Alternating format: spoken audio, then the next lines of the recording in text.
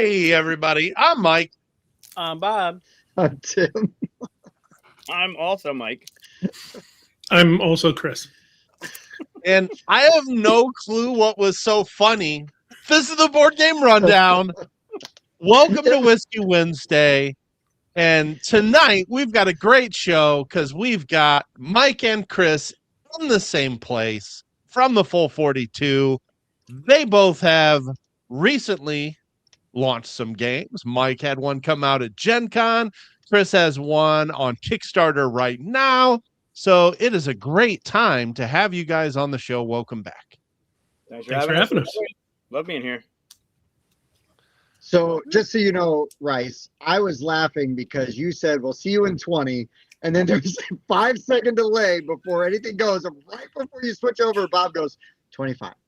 And I just lost my mind. I laughed the whole time. I couldn't stop laughing. Clearly hasn't clicked the go live button. When you do, there's roughly a 5-second delay before that little trailer starts. There are a few other clicks. You don't just click go live. You do have to click play intro. Click back over to media assets and then So hit just go say live. 25. Right. That's the point. Right. Wait, you should be able to fix that though. You should be able to have the intro video go when you hit go live now though. It does. Right, but it still prompts you to ask if you want to play it. It does. I'm usually in that like comment section, then I switch over to media, and then I hit go live, and it says, "Are you sure you want to play that intro video?" No, so, are you really sure? But I'm sure our guests are very offended by that additional 5-second delay because I refuse to acknowledge it each time. So and I'm Bob just pointing it out. Bob does. It makes me laugh every time. It's fine. Everybody's happy. Okay. You know what would now be we know for you, more specifically for Rice, is if you went to go share your screen and it asked you if you were sure you wanted to share your screen. that could be very like if you had something weird on your screen or something like that. It should pop up. Are you sure about that? Are you sure? Are you sure about that? Yes, sir. Oh shit! We are off guns blazing tonight. This is amazing. Oh, we should say hi to some folks. We got Trevor in the house. What up? We got Carlos in the house, who I'm sure is going to be bringing some banger questions. That's right. He does all my answers for me. I got no answers. Trevor would like you guys to part your hair in flattering ways. I mean, I think that's a reasonable request. I don't think I've ever parted my hair when I had hair. Oh, I definitely did. I think I just had hair. Like a mop? Or was it more of a fro? It was the 90s, so it just kind of did that, you know. Oh, sure. Yeah. I guess down the middle. And we got a Rossi in the chat and on Mike's shirt. That's right. Turn the nice. I love it.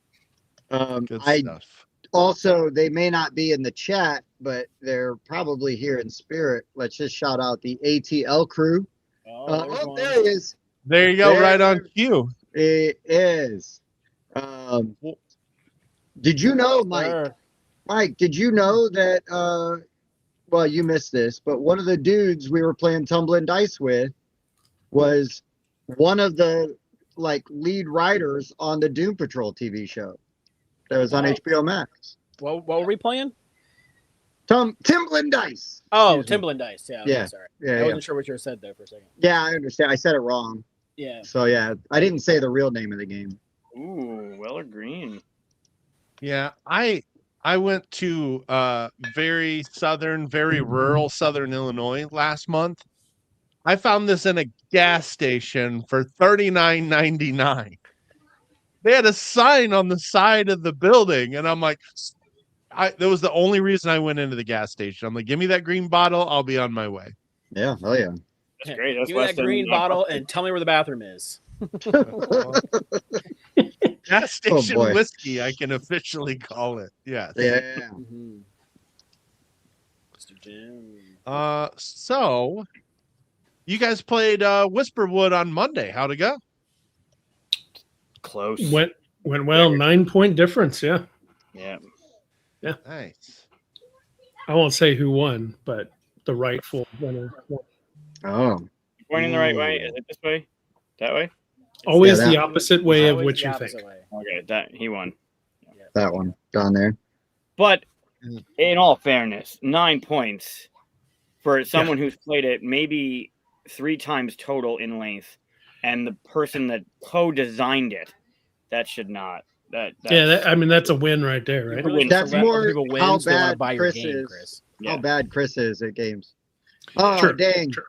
Rather watch Doom Patrol than this show. Hey. That's how you design a game. You just keep designing until you lose constantly, and then that's how you know it's good. right. There you go. Pro tip. Yeah, that's not a tip. It's a tip. It is I'm odd just tip. excited Yeah. that you guys, developed all of the Eric Bettinger out of your game. Yes. So That's right. you can now buy with confidence. Yes. That's You do not right. have It to isn't. worry about It is an Eric-free game. Thank goodness. Eric, Yep. Of course, for those unaware or under a rock, we're talking about Chris's newest co-design, Whisperwood from Cardboard Alchemy, which is already at 309,000 in Gangbusters. 2 days. That is ridiculous. So when are you guys gonna how- successfully publish a game? Yeah. Yeah. Just The checking. question is, when's there gonna be a good one? Oh, Oh, I tried to go for a different about a joke. year and a few months, maybe. Oh shit! Here we go. Chris, I'm curious, what do the folks at Cardboard Alchemy think this could bring funding wise? What are you guys shooting for? We want exact dollar amounts, and we want we do names tied to have- those. We do have a inside team poll going that we take. Before the whole thing launches, we do a Google form. We all secretly put in our guesses and stuff like that. I've actually been pretty close, but I don't think I got the closest. I think Rosie was the closest on the amount of backers for the first day, and I can't remember. I think Lauren was the winner of who was the amount for the first day. So, I don't have permission to share those numbers, That's fair. but No problem. it is fun to guess anyway. So, okay, an exact Thanks, dollar Ty. amount though. How much money are you making? Off the, I'm just kidding. I don't even know. If you divide by the number of hours and time that Chris has put into this thing, Oh, it's And probably $0. I've paid to work on it. Negative. Yeah, you've paid for the honor. That's not exactly true because I got to work on it. Big Not mic. what I wanted. Sorry. I got to work on it This one? as an employee as well, so I kind of got paid to work on it to some degree as well. So it's What are you trying to do, Mike? I can't complain. I have to say, like, just from my own experience, is I sat at Origins, right, every day and essentially taught this game for, 5 hours a day or whatever for 5 days. And I never got tired of it. Like, it was fun talking about it. It was fun teaching people the round, seeing their faces light up, like if there was like a smaller group playing turns with other people. And the buzz is legit, and those light up golems are disgusting. So like, in the best way possible. Yeah. Yeah, I didn't back to Yeah. light up Golem State, but I do love me a bag builder with wooden bits, so I did get the deluxe. Awesome. Yeah. Yeah. I'm at the otter tier. Those light up having you seem like back. you're an otter, Mike. Well, He's I a mean bear. that's true. Yeah, I'm a good swimmer, so I'll take it. And yeah, no, going back to Dwellings of Eldervale and having those noise making bases for my miniatures, Mhm. I there was some temptation here, but I'm like, there's just so much game here at that otter tier. I'm good. Awesome. Yeah, I mean, I can't complain against anyone who isn't going for the giant minis that light up. I mean, that's obviously an indulgence, so I'm not entirely sure I would pay for that amount, given how much it is. But well, I probably would, knowing the game as I do. But if you don't know the game, I totally get it, And then some people, they can see what they want and want to put in that kind of money. That's awesome. I appreciate those people. I mean, I appreciate everybody, but one of the cool things that they did for it, you only need the 4 golems, right? You have the 4 elements, so you got the 4 golems, and they come with the base. And then if you want to add the golems later, right? If you find them later, or you go to the website, or you come across them, the bases just go on those golems. So you can get the golem. You have the 4 golems, and if you want to switch it up, you just get the other golems, and you already have the base that's going to help with the stuff. So it's not like you have to buy all of these things again. You can just get 4 more golems or 8 more golems. Yeah, no, there's no guarantee those are going to be sold anywhere else. We'll probably have some excess stock and stuff like that. But even secondary market, right? If you pop on BGG, or you go to a flea market, or like a virtual flea market or something, you'll be able to get you don't have to get the whole thing to get the whole thing. If you don't want to support the makers of the game, you can get it on secondary market. Listen, I heard how much money you're getting per golem. I'm not giving you that money. I can't in good conscience fund that. Yeah. There's a bug. Yeah. No, but I think though, the cool That's thing, actual size. Yeah, no doubt. Yeah. I just love that in an era right now, right? In a time in gaming where a lot of companies are just trying to make the smallest, cheapest game they can, that I appreciate that you guys are still swinging for the fences with fully paid for and employed artists, you know what I mean? Like top-notch production values. I'm not saying people are cutting on production values, but a lot of companies are trying to only do small games right now because of, the economy and uncertainties in the world market. And it's just nice to see oh, hey, I can still go buy a big, crunchy game with great components, and it's not AI slop. Not mentioning any particular company that just wants to throw out big games, but they're not paying any artists for it. But you know what I mean. I think it's a byproduct of what was happening over the past year, right? All the stuff that couldn't be made a year and a half ago, 2 years ago, a year ago, is coming out, right? You're not going to get this game. Well, not necessarily, but people did pull the trigger on the smaller games, to your point, of maybe just straight card games or a little bit of punch board, because it was smaller, it weighed less, it was easier to ship. And we saw a lot of that stuff hit the market in the recent conventions. And now I think that's starting to open up again. So, Mike, were you in a competition with Chris on who has the physically heavier game coming out? Because I carried around Tales of Myth and Legend for a whole day. And I had to get special insoles in my shoes to get my back straight again from leaning to the one side that I was carrying that bad boy. Not saying it wasn't worth it, but that's a heavy mofo. Yeah, there's some stuff in there. I mean, with the additional cards and the minis and stuff, that book, 240-page book, bro, is definitely heavy, and it's a thick box. There's 2 in a case, so it's definitely got some heft to it. Yeah. Yeah, I'm going to add the golems to my weight against his. So, okay. Oh, okay. There you go. I think yours will take it. I think Whisperwood's going to take it, even with just 4 With golems. the batteries. It's a lot of cardboard and tokens and stuff. There's a lot of stuff in there. Yep. I doubt you meant, yeah, probably not. Yeah, that's true. And Mike, not to be outdone, how was the Tales of Myth and Legend launch at Gen Con? It was great. I mean, it's an awesome experience to be able to be there and teach the game that you worked on. I asked Van Ryder to send me a copy because I've been so far removed from it. Because we handed that. We were working on that thing during COVID.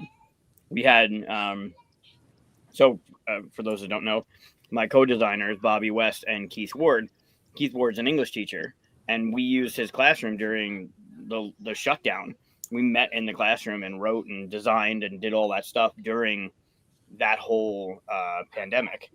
And then we turned it over, and it got delayed, for good reason, right? Final Girl just absolutely blew up. But then when the opportunity came up to be able to do this at Gen Con, it's an experience I wanted to have. So I reached out to AJ and we worked out okay, this is my schedule. I was also doing stuff for Cardboard Alchemy, so I could only do the morning shows, the morning show.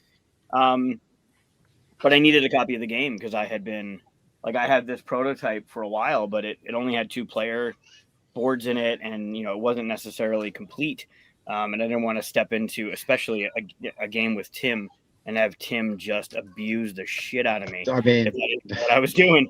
So I gotten a copy early. I had the guys over, and we looked through it, and we were just enamored by it. It just, I mean, if anyone knows Van Ryder knows what they're doing with production value, and it just shines. The unlocks and the cards and the minis and the story. I mean, I forgot some of the story because it had been so long.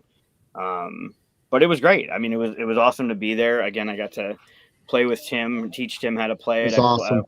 Some of my staff members, our team from Gamma was the first showing, so I got to play with people that I knew out of the gate to kind of figure out how I wanted to approach it and teach it. And it was great. The reception was great. I had a Medusa head on the table. People got keychains and replica drachma for their board, and I enjoy that stuff. So I lived in the moment, and it did not disappoint.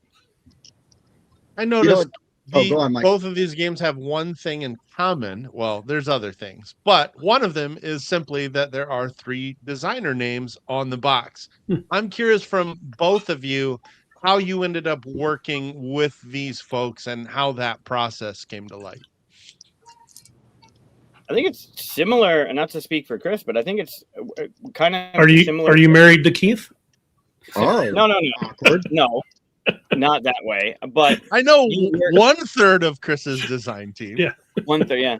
You work with the people that you designed with, and the people, like I was working with Keith because we were doing the game design curriculum in class, and I was just hanging out with Bobby because Bobby was coming into the classroom as like that guest designer for the students. So we were working together, and this idea came up, and we had the opportunity. And you work with, you live with Erin, but you work with Brad. So I feel like we're same kind of thought process with crunching the minds together and wanting to do something. I don't know how did yours come about? I mean, Brad came to both of us with the thematic idea. I had there was a piece of artwork that Sergio made that was a golem, and he made that for one of the coasters. Yeah, I think Mike's looking. I have it here, actually. I'm not going to get it. It's over there. I've got it right here. There you go. So it looks like I'm a little bit. That's fine. It's one of those, right? Mm. So it was on a coaster that they made, and they just made it for fun. And when I saw that, I told Peter and Brad, I want to make whatever game this is because the artwork was amazing. So later on, Brad came up with the theme idea, and he knew that Bag Builder was a big thing for me. Really love the mechanism. He also really likes it. So does Aaron. So he came to us with the idea of doing the game together. So, but as far as we're all very similar players. We kind of play the same way. We like to do our own thing, not screw with other people as much, things like that. So that kind of gameplay and stuff comes through in the game, and it just makes it really easy when you're the same kind of player because you're like, oh, it should do this, and everybody's like, oh yeah, it should. There's no arguing or anything like that goes with it. I don't think we ever disagreed on anything, honestly, whenever we did. It was one of the smoothest processes, and 3 different brains all just worked together. I am just now looking at some of this premium stuff at the bottom because I'll be honest with you, I knew this was an Instaback. So as soon as I had the chance after it launched, I just hit my tier and I went about my day. I'm just now looking at what I pledged to. So these rune stones are ridiculous. These are awesome. How about that pool though? Like the thought with a bag builder, putting everything back into your bag. You don't have to grab them off the table. Like that's just such a thoughtful thing to add to a game where you pick up that thing and it's got the mouth on it. Natural funnel. Yeah, it's great. Carlos has a question about pricing. It is an expensive one. I think it's the most expensive retail one that Cardboard Alchemy has done before. Honestly, there's a ton to this game. If you ever see it at a convention or something, it takes up the entire table. Normally, because we have it for 4 players, even 2 players, it's a big chunky one. As designed, I won't apologize for it. but that means that there's a lot of stuff to it. Yeah. And like usual, Cardboard Alchemy, we go beyond, like you say, the 4 stacked layer pool, all the different stuff in there. We just like to make top-notch games. We like to think of it as like artisan games, right? Every little bit needs to feel awesome and a great experience. So, yeah, I mean, it got up there because there's a lot of stuff to the game. We tried our best to get down there, but yeah, in the end, you're gonna feel if you're able to afford it. And I totally understand. All board games are, just a entertainment thing, right? So totally understand if someone can't, but if you're able to, you're gonna feel the value. My answer to that question is actually right around $150 is where I start getting a little squeamish. It helps when you've played the game, though. I already know this game is a blast. There's a ton of content in this box. There's a ton of replayability and stuff that like I haven't even explored. And so I feel like I'm definitely going to get my money's worth just on the gameplay portion of this. What I like is that I already know what I'm getting for the $149.99. You didn't have to add in 4 stretch goals and 6 extra boxes to get there. So I really appreciate that.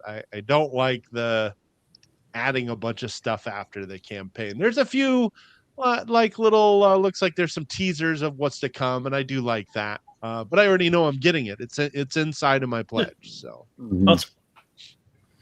I think any of us could really talk about ideas or themes or anything first, but as far as like this one, he came to us with both the theme and the idea for a bag builder, so that was all at the same time. But for me personally, whenever it comes to theme or mechanic first, it just depends upon the game, case by case scenario.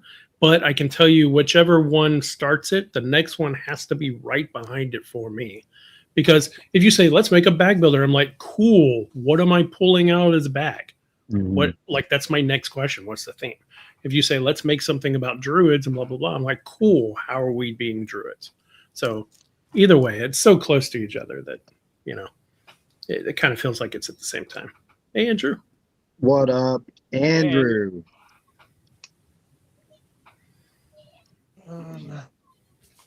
Yeah, there's so many different ways that games happen, right? The way that the idea comes to you, or the idea comes to somebody else and they come to you, or you guys are sitting around playing a game and you have an idea. Like, it's when you're in a think tank or when you're with people that do the thing, and I talk about this on the show a lot. We played, what did we play yesterday? Computer Junkyard. Have you guys, know about that one? Mm-mm. It's okay, but we played it yesterday, and this happened last time I went to QsCon Tuesday. I can't turn that part of my brain off anymore. Like, it's really hard for me once I'm in it. It's hard for me to turn it off and not think about like better ways to do a game, or where the idea came from, or how thematic this is. And it was thematic, but I can't turn it off. And when you're around people that kind of just flourish with the same kind of thought process, like Chris and I talk about it, we'll go down a pipe dream after the show sometimes. It's fucking 1 a.m. and we're talking about these games we want to create, or how we can make games better, or whatever. And we talking about it on the show too. It's hard to turn that thing off. So when you have the opportunity to grow that idea with people, so Chris is there with Erin, who designs, right? They designed, their first game was Evil Intent. If you don't know about it, go check it out. And then you're with Brad, who also designed. When you're with people that do that thing, it's easy to have that thing happen, right? It seems natural. It flows. Yeah, I'm actually more curious about when you guys play games and you go like, this would be better if this and this. Don't you have that kind of pull of, what if I tried it? Like, hasn't the bug caught on to you yet? Okay, so Chris, we talked about this at Gen Con, okay? We're driving, me and Brandon Young and Wes Todd, we're all in the car. We're driving from my sister's to Gen Con. It's a 20-minute drive, right? Mm-hmm. I think it was Wes. I don't know how we got on the topic of talking about like recipes and things like this, and then like I know is we were talking about beaten biscuits and old Southern grannies, things like that. Okay, so if you look at an old grandmother's cookbook, it's not like 2 tablespoons of this and a cup of this. It's like a pinch of this, a dash of that, right? So I don't know how well they took it because it was early in the morning. So maybe they were into it, maybe they weren't. But for purposes of this conversation, let's say they were into it. I thought it'd be funny to try to have a card game where you are adding ingredients because you're trying to bake something off of this recipe, but you're guessing on so the cards are numbered, and so you're trying to reach these totals, but you don't actually know what the real totals are because it's a pinch and a dash. So then you got to come up with a way that, like, can you tell if it actually tastes good or not? And then you get more points like the closer you get to actually getting the recipe right versus not. That was like a very rough version of my idea. So yeah, that's how it starts. Now, how are you going to follow it up? That's You're also with Brandon and you're with West, who are designers in their own head too. So it happens. Right. I was driving to Louisville for Gamma, I think, for Expo, and I called Sam from BA Games because I had a question about the gaming hall at Origins and having a booth there. I ran, we know each other, and I knew he had a table, so I'm like, I'm going to ask him some questions. And we started talking. He said something. I forget what it was. He said he's going to make the game about it, but he said something. And for the next 20 minutes, him and I just riffed on like what that kind of game would be using like the goats and goblins mechanism and the push your luck and whatever. And it just like, it can come out of nowhere. You can sit down and be like, all right, we're designing a game right now. What do you want to do? But sometimes like you just said, it just happens sometimes. Yeah. Yeah. Just these organic conversations. So we'll see. But that was just sort of like, I just thought it would be funny because I do like some chaos in games, especially like lighter, faster games, because then you're not spending 3 hours trying to like have this perfect plan. And if it goes sideways, you're pissed because I played all this time and nothing happened. But if you play like a 20-minute game and a lot of it is guessing and you're just like, oh, here we go. Let's see how this turned out, because I kind of in my brain envision the reveal sort of being the equivalent of like Nailed It every time they show like the disaster that they made and nailed it. Which is a hilarious show. Mm-hmm. But anyway, so that was sort of the impetus. We were just, talking about how hilarious it was that, again, old school recipes, dash of this, punch of that, Yeah, I really think the only difference between a designer and whatever a non-designer is that you just need to take the next step.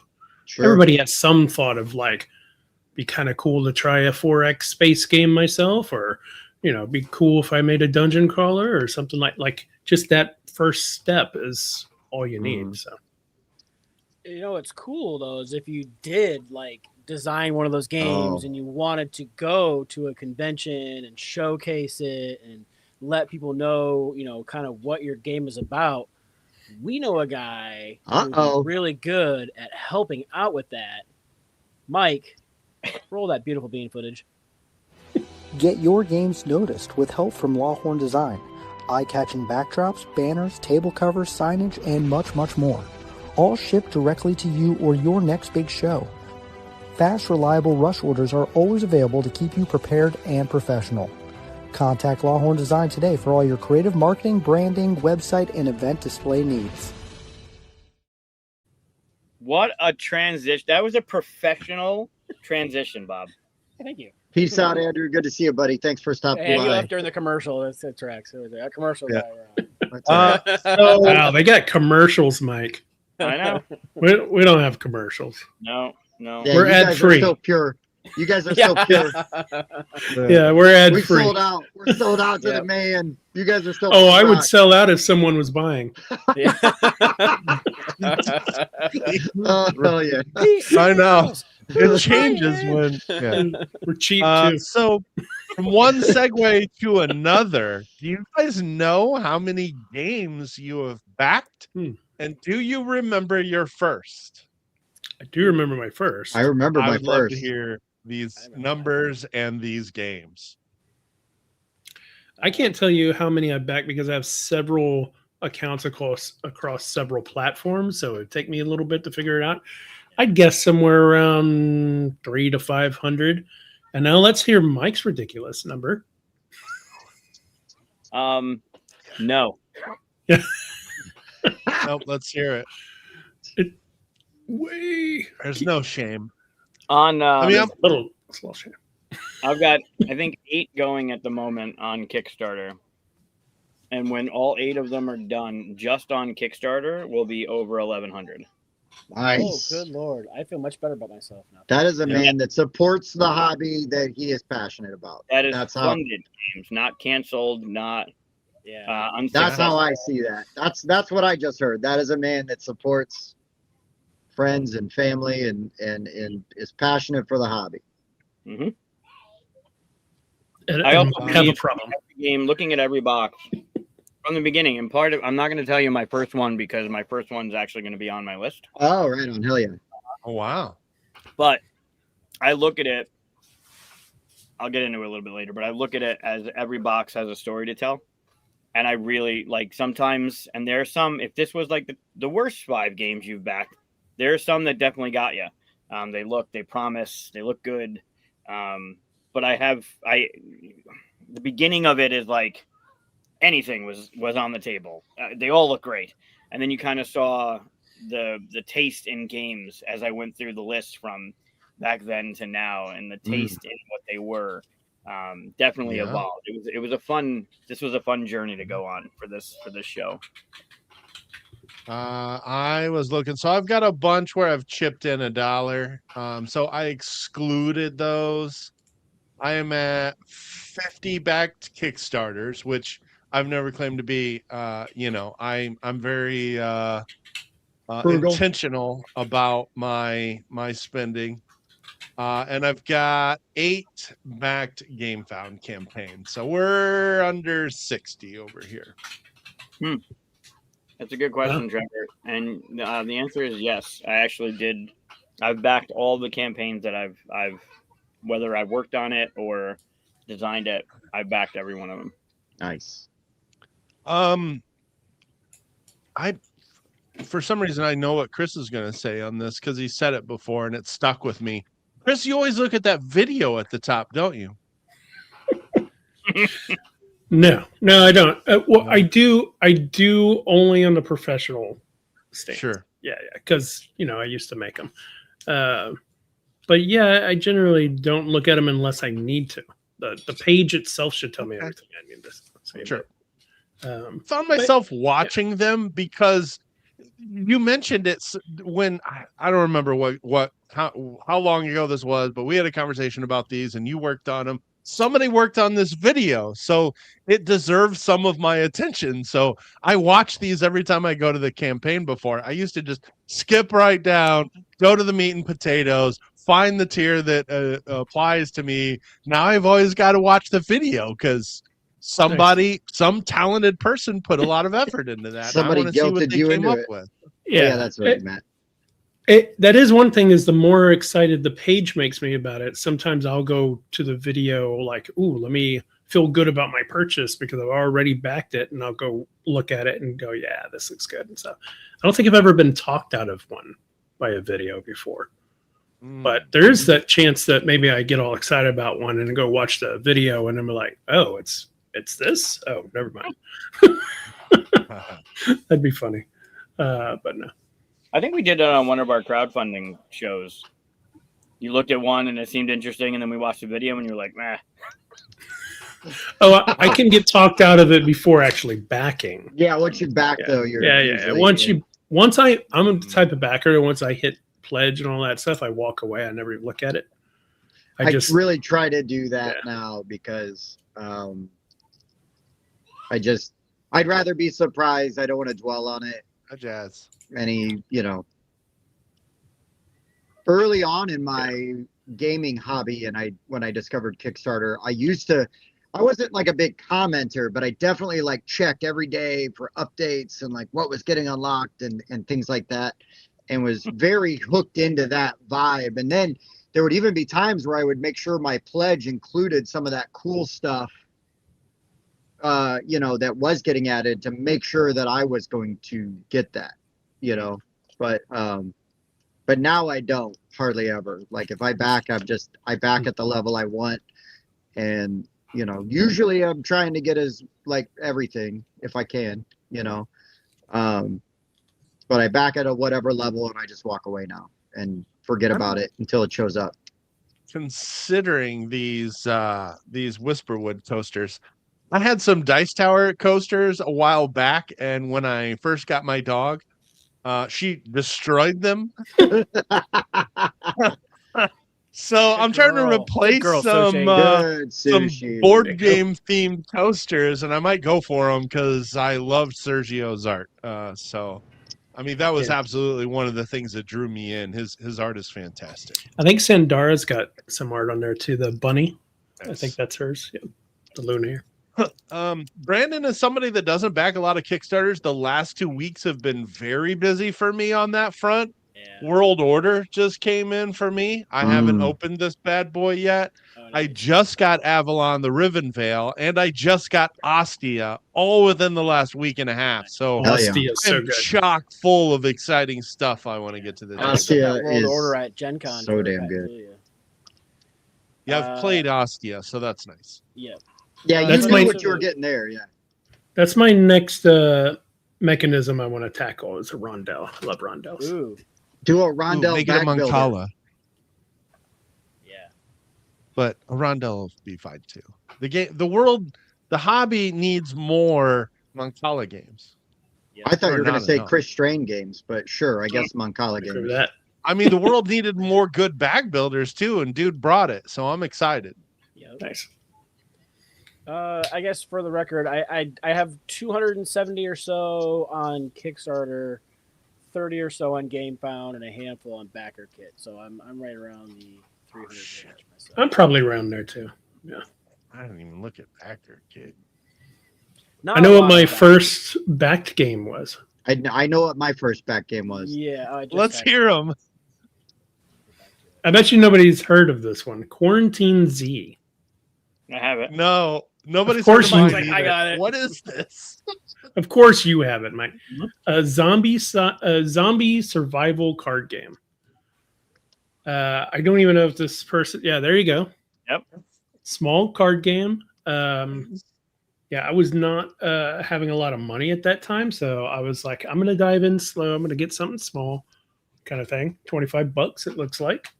And I played it a couple of times. It's pretty good. I'm not a big card game person, so it kind of fell out after that. But yeah, it was decent. What were your guys' first Kickstarters? I'm still loading. Who's next? Oh, okay. I had Heroes Wanted. Ooh. I got that. Yep. Yeah. Okay. That was the first. I remember that game. I never got past the first scenario where you stop someone from jaywalking. Jaywalking. Yeah. Trash might have been the second scenario. I don't remember, but there was. You couldn't stop a jaywalker, guys? Come on! Not a good. No, I just didn't want to keep playing. Stopping a jaywalker was my hero move. I liked how you had the different cards and you would mesh them up to make your different heroes. Yeah, you can see them down there at the bottom. It was cool. Yeah. By today's standards, this probably doesn't hit the table for most, contemporary gamers. But at the time, it had a quirky kind of fun thing to it, where it was worth bringing out at least just to be like, oh, wait till you mash these characters together. It's hilarious. Right. And then that was the fun part. Yep. My first one would be another one that nobody has ever heard of, and that was kind of why I went for it. I just wanted to try hipster, just take a shot at something, and this game was called Swords and Bagpipes. So this is like a I don't want to call it a hidden trader game. Each round you get the opportunity you want to go with the Scottish or do you want to go with the English? And each time you go with the English, you tend to get a little bit more money because they're bribing the Scottish. But Racist. if the English win at the end of the game, either the Scottish or the English are going to win the game. If you have the most money, you sold out to England and you cannot win the game. So it's got an interesting sort of economy that sort of determines the winner. So you're saying QE ripped off this game? No, because you not spend the most close. money in QE. Yeah, You lose. there is kind of that, but there's no like wild making up numbers. You're only spending currency that you actually have. Wow. It's okay. I That's keep not it as because much it was fun. my first Kickstarter. When you at said this point. Kiwi, I thought you meant like there's some New Zealand version of this game. Right. Yeah. All right. How about you, Googs? It's on my list, so Oh, it's on your list. You can't talk about it. Nice. What was yours? Mine was Heroes Yeah. Wanted. Heroes Wanted. That's right. Okay. Yeah. So mine is so stupid. I still have it. It came in a little bag. This was a game made by if I remember correctly, a dentist, and I got this game because I thought my wife would play it with me, and I was wrong. But that's okay. Because this game was inspired by an SNL sketch. And the most important thing is that she's still my wife and I still have the game. So there's still a chance. But it was called Laser Cat Attack. And you're basically just flipping over cards and dealing with cats that shoot lasers out of their eyes. And it's just like pictures of cats. Yep, that's the bag. I have that on a shelf right over there. Cannot blame your wife. Hey, you cannot. Well, you can. She's made some questionable decisions in her Yeah, life. That's but- right. Obviously. Bob. That's right. So this is where she drew the line. She ended up with this for She's what like, will no, be fool me 16 years once. on. Yeah. Our anniversary is on Friday, and it'll be 16 years. So she's put up with this for 16 years, but I can't get her to crack this bad boy open. Are there any actual images of the cards, Mike, while you're going through and looking at it? Oof. Oh, wow. Yeah, bud. Look at that. That's some 2013, 2012 goodness right there. Yeah. Ringworm? Where did Bro. that cat go? I just wanted to laugh at this cat with the helmet on. Yeah, that. Yeah, it's like Photoshop cats with like shit on their heads. It's hilarious. I Nice. love. You just named it Cat. If they would have, oh yeah, absolutely. If they would have launched this game 10 years later, they could have had Al Slop do all of the art. That's right. It's got a that kind of clip art 5.3. was the Al Slop at the time. 5.3 solid for a game with that. This. What I love is hearing Chris as a graphic designer and a game designer going, oof. There's so many hats I got to put on and frown at this thing. Oh shit. All right, we should probably jump into this list, although on. Carlos has a banger of a question that I've already been thinking about here. Do you think backing a game is a different kind of relationship than just buying it off the shelf? Yes. I will say when I backed that Swords and Bagpipes like 12 years ago, I really felt like I was helping bring that game to life. When I'm working with people that are self-publishing the game, I still have that feeling to this day. Like I just got an update from Josh Bowman. He's working on publishing Beach Day, and I'm happy to help bring that to life. But we all know that Kickstarter has become more of a pre-order system, and I'm okay with that. I just don't get that same feeling when I back a game that, for example, has $300,000 worth of funding. I feel like I'm just waiting for my game, not helping it come to life. It was going to see the day. It was going to see a table regardless if I funded it or not. Yeah, so. but you're saving some money by backing it ahead of time for the version you want. That's a really clever marketing tactic that we could get into, but I won't right now. You rarely save money on also, Kickstarter. I like it when like the smaller, designers and whatnot will post questions to the people. So remember when like Sam was doing forges, they were putting out different like weapon designs and asking for like different names to help name the weapons and whatnot. And like you really feel like you're kind of part of the team, you know, bringing this game to life. And like I enjoy that kind of stuff. Yeah. I 100%. get a little bit of that feeling when I buy it from a small publisher directly from their booth at a convention. Like, hey, we had a, you know, face-to-face interaction when I bought your game, and maybe I got to tell you I enjoyed it, and that's why I bought it. I get that same kind of feeling when I do that. All Who right. doesn't want a game with a card that with a kitten on it that just says "Hungy"? Okay, we're getting our list now. Listen to these. And he has every Cat game names. there is. That's true. Listen to these cat names. So there's cat. He's hungry for more games, is what's There's- happening. Yeah, Mike has backed 1,000 some games. He doesn't want that one, Tim. Put it away. There's Kitty. There's Kitty. There's twin cats. Surprise, that's two cats that Dear look God. similar. There's Grandpa Cat. And now for Look, he Bob's shoots- number 5. Lightning. There's Fat Cat. We're almost If done. this was Monday night, I would have already removed you from the stream. There's Scrappy Cat. Hold on. Wait for the reveal on Scrappy Cat when he's powered up. You ready? You ready for this? Look at Oh, that. God. That is a Chris Strain original. I think I've seen Chris. Right. Oh, sorry, we That's lost AI him. art. I think Mr. I'd Tails. rather have Al Slop do the art for this game. You're welcome. How many people were watching your show before that just happened? Did you see people drop? I hope so. I saw it drop. We probably lost half of them. Yeah. Exactly. Thank you, Yeah. Ben Cope, game designer. He's the guy who designed this thing. Okay. It's true to a degree. Some of the campaigns are what the spirit of Kickstarter used to be. It's still there. This campaign. Just not Queen Yeah. Game. Some of it is No. it's just not anymore. Yep. Yeah. Also, a Oh, lot of yeah, the stuff We're getting you ratio, get, Tim. Put it away. I put it away. we're pretty lucky to be in the industry in the different facets that we're in. And there are some campaigns that I pass on now because I just know I can get it at a convention and there's nothing exclusive or blingy or fun for it. It's just a game. And it's like, well, cool. I'll just pick it up when I go to Origins or I'll pick it up when I go to PAX or whatever. Some of them, absolutely. Some of them have the hook and they want to get you. And I'll talk about one of them for sure. The hook brings you back. That's what I've heard. Yeah, That's but like true.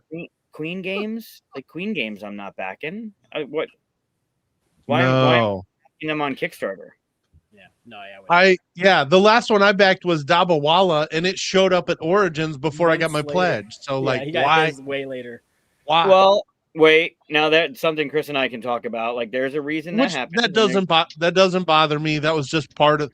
I'm fine with that. If you have product, take it to a convention and make money off of it. Right. Don't fit on product because you're worried about upsetting backers. They're gonna get their game. That's fine. Make some money. I'm totally kidding on that front. Right. It does. It is a button for a lot of people. I just want everybody to know if they go to Noble Knight Games right now, there's 2 copies of Laser Cat Attack left in stock for $34 a piece. I know for a fact that I did not back it for $34. It was way less than that. So I was the smart one because I got a deal on You this. saved money by buying it. I earlier. did. I saved money by kickstarting it. Number 5. You said it.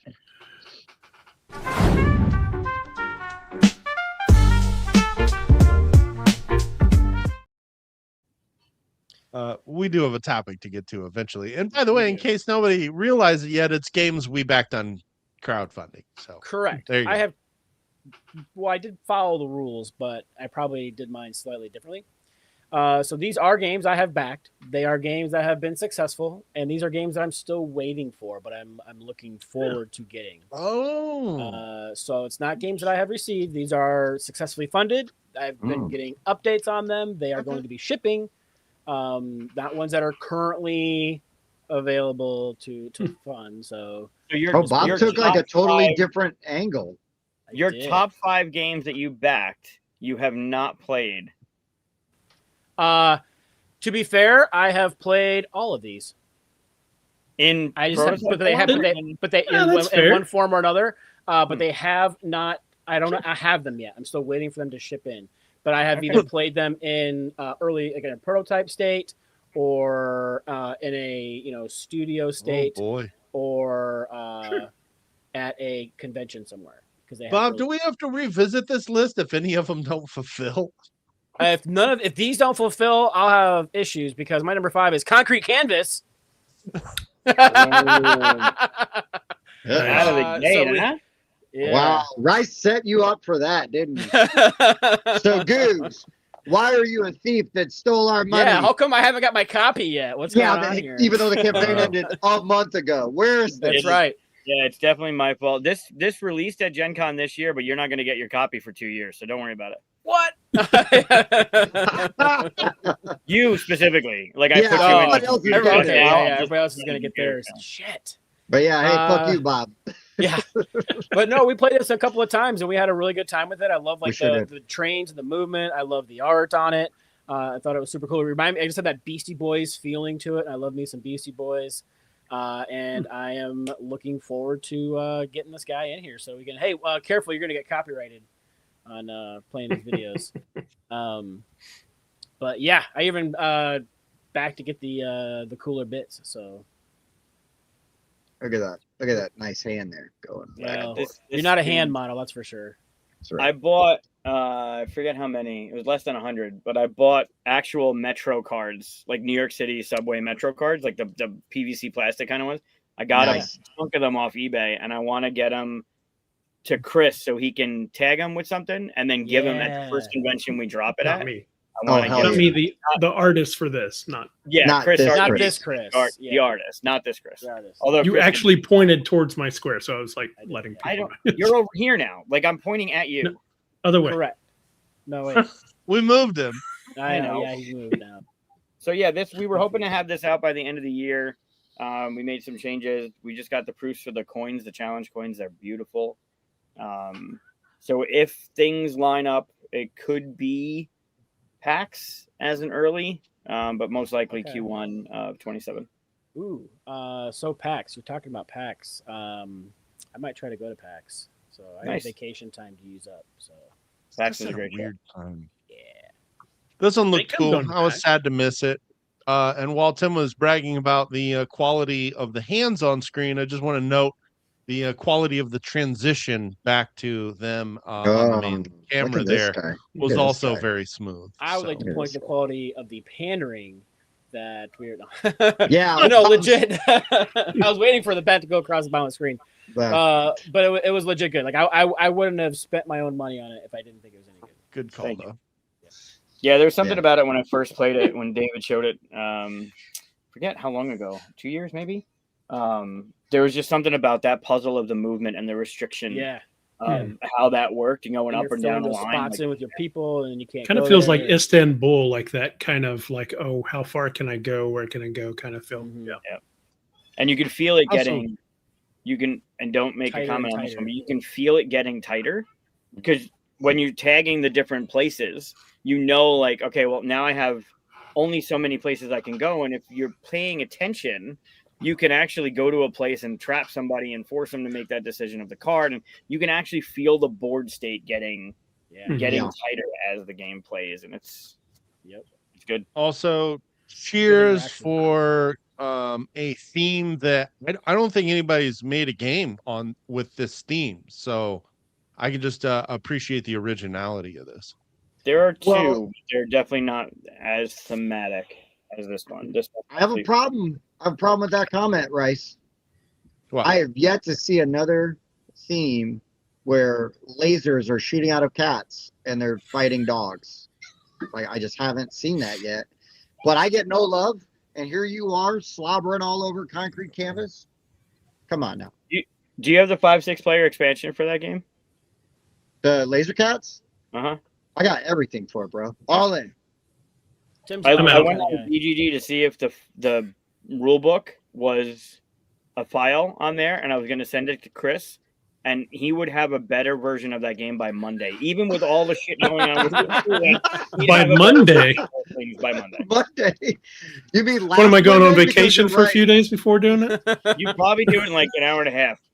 You'd Yeah, probably be able to do it on the show on Monday. That would be our Chris- Monday show. Chris would read through it on his phone and have better rules written down on a fucking napkin. And probably the art done too.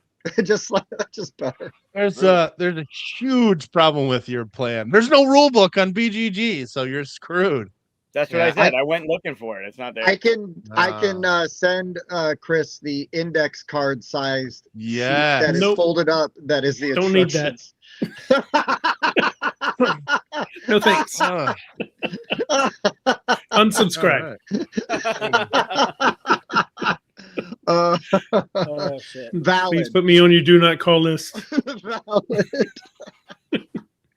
How to lose friends and alienate people. Yeah. Laser cat attack. All right, so I went in a completely opposite direction of Hooper with my list and the way that I crafted it. I went with games that I have backed, on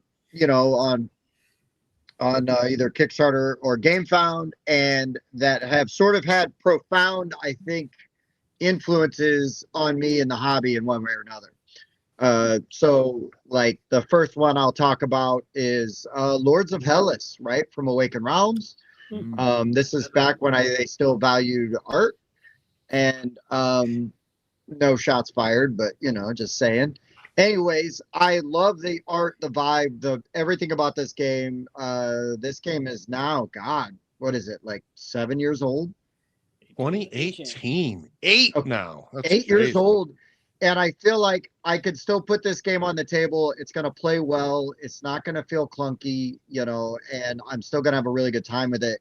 And it's still, for an 8-year-old game, has that wow factor with building the monuments and the components in this game and the artwork and the things you're doing in this game. Now, it's not necessarily as epic a Greek tale as Tales of Myth and Legend, but this came out first, so Tales of Myth and Legend knew what they were up against. So I'm just saying. But this game's really good. I love this game, and this really got me very excited. For like everything Awakened Realms for a bit, and Go back yeah. to that 3D board. That was crazy. Yeah. The table presence on this game is bonkers. Also, this is the first game I ever played with Tim. see, super important. So despite that, important Tim still likes it. Yeah, despite that, it's also the first game I played with a former host on the show, and despite Also that, true. I still like it. Despite that. I still like it a lot. But no, this I game have has done a lot and has kind of a very important spot in my heart for the hobby, for many reasons. I have this game as well. It's beautifully produced. Yeah, I it is. love the menus and stuff. I mean, it doesn't come with that, but No. So when are you going to tell us that you don't like the rules? So I Whisperwood actually didn't come don't with have a something problem like with the rules at all. I thought it was a really good game. That the only drawback for me is that it has a bit of a war game feeling where it's territory control, right? So Yep. this. Yeah. the last game I played, which was a long time ago, was a 3-player game, and one of the players was not good for those kind of games. Oh, And sure. the other player took advantage of that, and I wasn't. He was on the other side of the other player, so I couldn't do anything about it. So it was one of those like early on, oh, I've lost this game, but there's still a lot to go feelings that can Yeah, happen that with sucks. any kind of territory war game. But it For just sure. depends on the players. You got to get the right players for the. For sure. No, I mean, that's legit. That's totally legit. Yeah. I want to know what games you play where you can have the wrong type of players for it. And still enjoy. Russian roulette. Yeah. Well done. Wow. Well done. I mean, that Russian remember- Roulette World Championship game is legit fun. It's pretty good. Well done. I remember There are a lot of asking- games that are more forgiving with the wrong kind of players, Yes. right? This is true. The Sure. wrong kind of players. Happy Salmon. It's done in 5 minutes. Not even 5 minutes. 30 seconds Title anyway. of my So sex tape. I remember Hey-o. asking to play this because Lords of Ragnarok was on Gamefound Yeah. at the time we played this. And so it pushed me over the edge to backing it. And then It's I that watched fun. a whole bunch of horrible reviews on it, and I still haven't gotten that game to the table. So Is I've it had even a out few of shrink yet? experiences like that. no, it's still in its shipping box, actually. Nice. Wow, this is one of your coveted 50 that you backed? I backed Lords of Ragnarok. Right. Oh. Okay. But yes, Mike, I might still one day just buy that off of you so I can open it. I have it too, Tim. I can trade you for some magic cards. Oh, See, now we're talking. yeah. I just bought- Sorry, Mike. I just bought magic cards for the first time in a while yesterday. I'm not very happy about it. Mike, what? I will You trade bought you some? your copy of Dwellings of Eldervale for your copy of Lords of Ragnarok. I knew that was happening. This is- Hey-o. Yeah. All right. Who's Googs. next? Googs? Googs. Me? All right. Well, I'm coming out of the gate with the first one that I backed. Oh. Laser Cat So Attack. for those that know my history, my neighbors got me into board games. My introduction to the hobby was Arkham Horror, second edition, the better edition. The first convention I ever went to, the first board game convention that I ever went to, was Dice Tower Con, before it was Dice Tower East, down in Orlando, Florida, in 2013. This is my cup from that convention. Nice. That was in July. That takes Props. place July 4th weekend is when that con always takes place. The first game I backed was it ended July 18th of 2013, and from that time till now, I have not looked back. And the first game I backed, I have now backed 4 times because it's come out with a second edition, and then a 10-year anniversary, and then an expansion. Well, it had an expansion, and then the new one is kind of a streamlined version of Ancient Terrible Things. Oh, nice. Ancient Terrible Things was the first game I backed. The art caught me. The gameplay caught me. I still enjoy it. It was easy to wrap my head around the gameplay because it had that Yahtzee feel, but it was unforgiving. You couldn't hold stuff back when you re-rolled your dice. You had to re-roll everything if you wanted to re-roll stuff. But it was forgiving that you got some chips for stuff that can make it easier for you to satisfy those things that you need on the bottom there. So you need a small straight for that one. But the art caught me, this cult thing with the Cthulhu mythos. It just grabbed me out of the gate. And that was the first one I backed in 2013. It was 2013. Then 2015, they did another edition. Then 2018, and then 2023 was their last one. I think I showed on the show the Riverboat Dice Tower. It had a light up thing in it. I've shown it from the new one. I love this game. I think it still plays well. It's still fun. It's an unforgiving Yahtzee. That collection as well. Cooper, did we play this with the board game mechanics when they were in town one year? It definitely sounds familiar. I thought we did. I picked up a copy of this, I think, at a Was one of this the flea markets. before I started keeping track of all my stuff? Let me see. I mean, it's probably been like 3 or 4 years. Like last time they came into town, got an Airbnb, and then they came to the studio the next day. I thought we played this in the studio with them or something. Campy Creatures is what that was. Yeah, I don't have it in my. I don't have it in the my same day. I thought it was the same day as that. I just saw a picture with it next to Elder Signs. Is this like Elder Signs? Elder Sign's got more of the Yahtzee mechanic, right? You can roll and keep and roll and keep. Where Ancient Terrible Things you can't. You roll and that's your thing. And if you have dice or chips to manipulate the dice, like you can add different colors. Like there's certain colors in there. You can only roll so many of them. And then you have cards that'll let you throw in like a trinket that'll let you roll an extra red die or an extra blue die. And then re-roll tokens that make you re-roll the whole thing. So it's Elder Sign is similar but different. Cool. To answer Evan's question, you can go to school to learn some of it, but you still have to go through an apprenticeship in order to become a Harbinger. So. Nice. Yeah, that was my first one. Way back in 2013. Okay. Well, I didn't prepare a big story with mine. I didn't bring Come on, props Strain. or Get anything. with it, man. 65 million years ago, an asteroid hit. Yeah. We're You gonna start way unsentimental back. bastard. Come How on. long is this show tonight?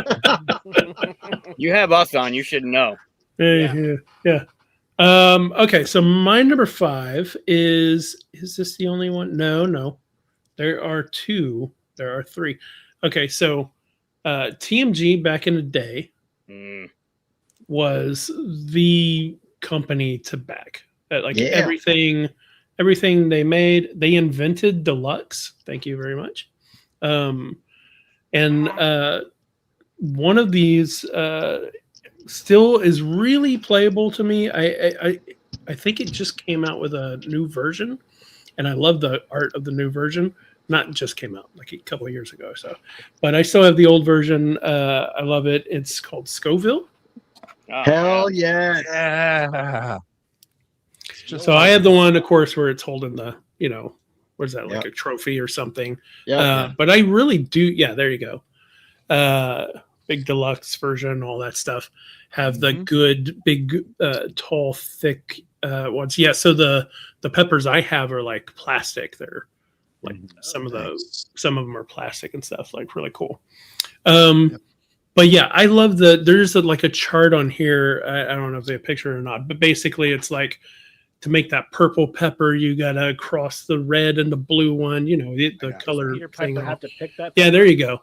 Yeah, and so you're making these different peppers and recipes to figure out, to make other chilies or something, I think it is. Yep. But the movement of the farmers around, you can start blocking each other in a way, like to get the pepper, because you move around, you collect peppers as you move around on the farm, and you plant other ones. It's great. It's such a solid game, and I was glad that it came out with a new version. I kind of wish that I'd got that version, but I don't want to give up my old version. So Trick or just 'cause Treat I like Studios it. made a new version, and it's colorblind friendly, and it's got Vincent Dutray art, I believe, on the box cover. Yeah, and Vincent Dutray is probably my favorite board game artist. So yeah, I'm jealous about the cover, but I'm not going to give up the old artwork. Well, I mean, the there's new one is room on your shelf inclusive, and for colorblind both. people can play it. There is. I have too many games already. I don't have Goog's All I'm hearing is lies. games, but yeah. Lies. I don't need duplicates like somebody. Just start a convention, then you'll have an excuse. Right. I told you we should start a Houston convention. He literally took the words out of my mouth. Like, And- just and start a convention. I told you to find a location, and we'll make it happen. Yeah. Well, no, PAX is going to do it, so we don't have to do it. Right. That's not true. Pack will be big. I really want to play this game again. It's been probably 10 years since I've played this, and I really enjoyed this. We need to play the Excellent. version Bob can play. Yes, please. Yep. Yeah. The Trick or Treat Studios. Bob can't play Uh, the other version. I can't play that version. I will say though, it goes up to 6 players, but don't play it at 6 players. No, take 2 effing long. Yeah. Yeah, No, 5 is tolerable, but 4 to 3. Three or four is it sings because it plays fast and there's still Yeah. lots of interesting decisions and you can still block stuff and yeah. But two is too free. 2 is Yeah. too open. Yeah. There's no I can see restrictions. that. Yeah. No It's a restrictions. good to 3. two. Well, Why doesn't it And cut it's the hard- board down so it's smaller for 2 players? That seems like a design flaw.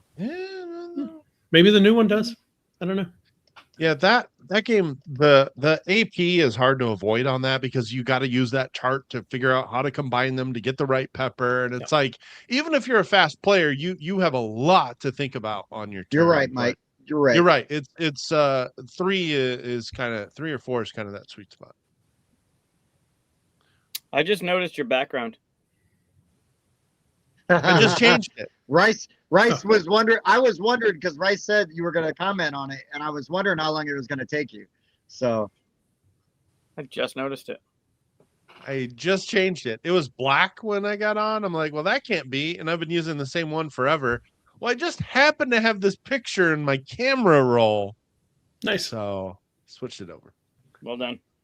Okay, my number 5 is actually a recent one. We're going to start with a new one. Not every good Kickstarter needs to be this huge deluxeified Yes, it does. $150 pledge.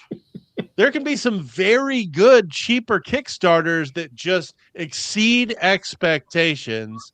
And that's why my number 5 is the deluxe of Goats and Goblins. Oh, look at you. That box it comes in is pretty epic. It is. They Right. crushed it with this. I had every intention. I got to play test this. We'll do the thing since I'm in the spot.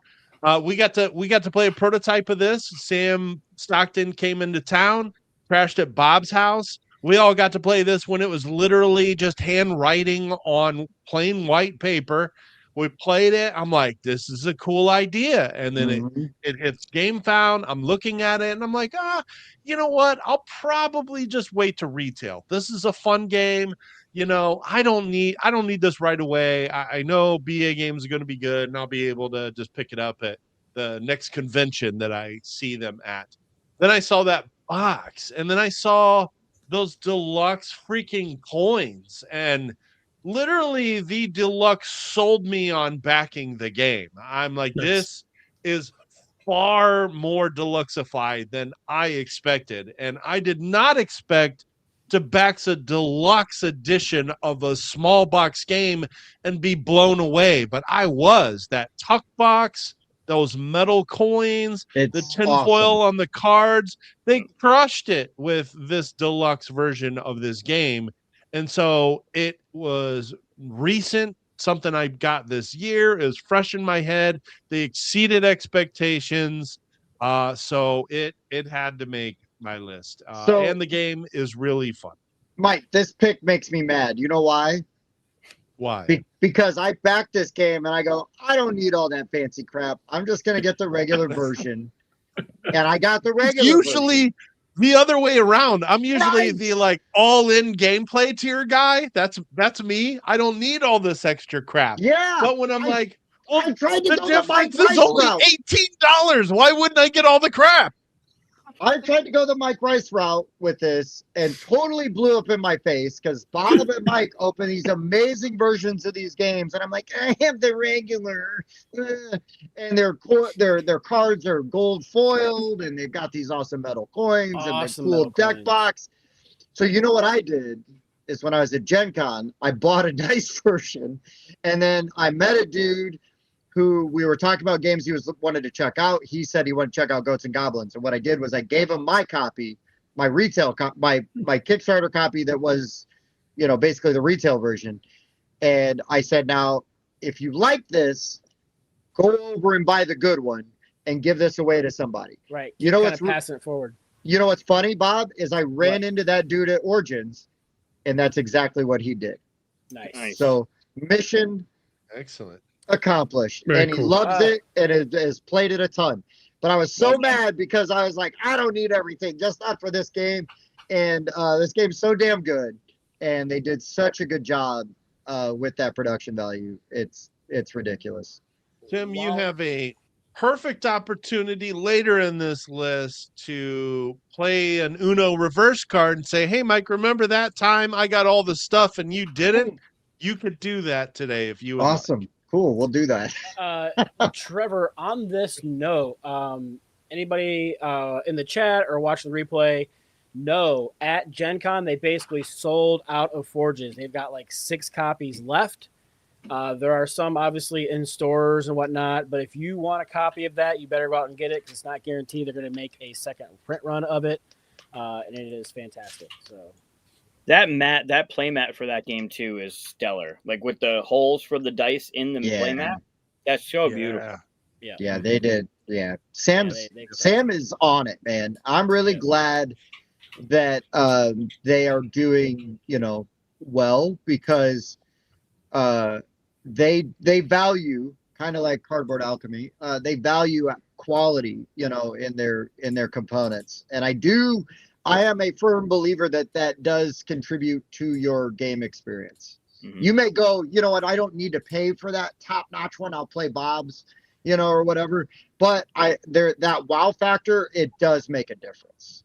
It really does. Also, before I wrap up my number 5, I will just say if you're interested in anything by BA Games, go check out Garden Dragons, currently on Gamefound. Fun little tiling game with some gorgeous, cute flower garden And Bob played the updated version at Gen Con and said it got even better. Yeah, because we played the it's funny because we played like a prototype version, and then I went to teach some games for them. I started teaching the old rules, and he's like, hang on, it's changed a bit. And so Dave came over, taught the new rules. I was like, oh, okay. But yeah, this is a great kind of very light rules overhead, but it also has a lot of strategy in the depth when you put your tiles out and whatnot. There were families with like 8 and 9-year-olds playing this game, but then you also had some like more serious gamers who are being, real cutthroat about the size of their gardens. And yeah, it's really good. And the nice thing I like about what BA Games does is when they put it on things on crowdfunding, the game's basically ready to go. They're expecting to ship early next year. So yeah. You're getting your game quick. Yeah, getting your game quick. All right. That all being said, let's talk about one that's not coming quick.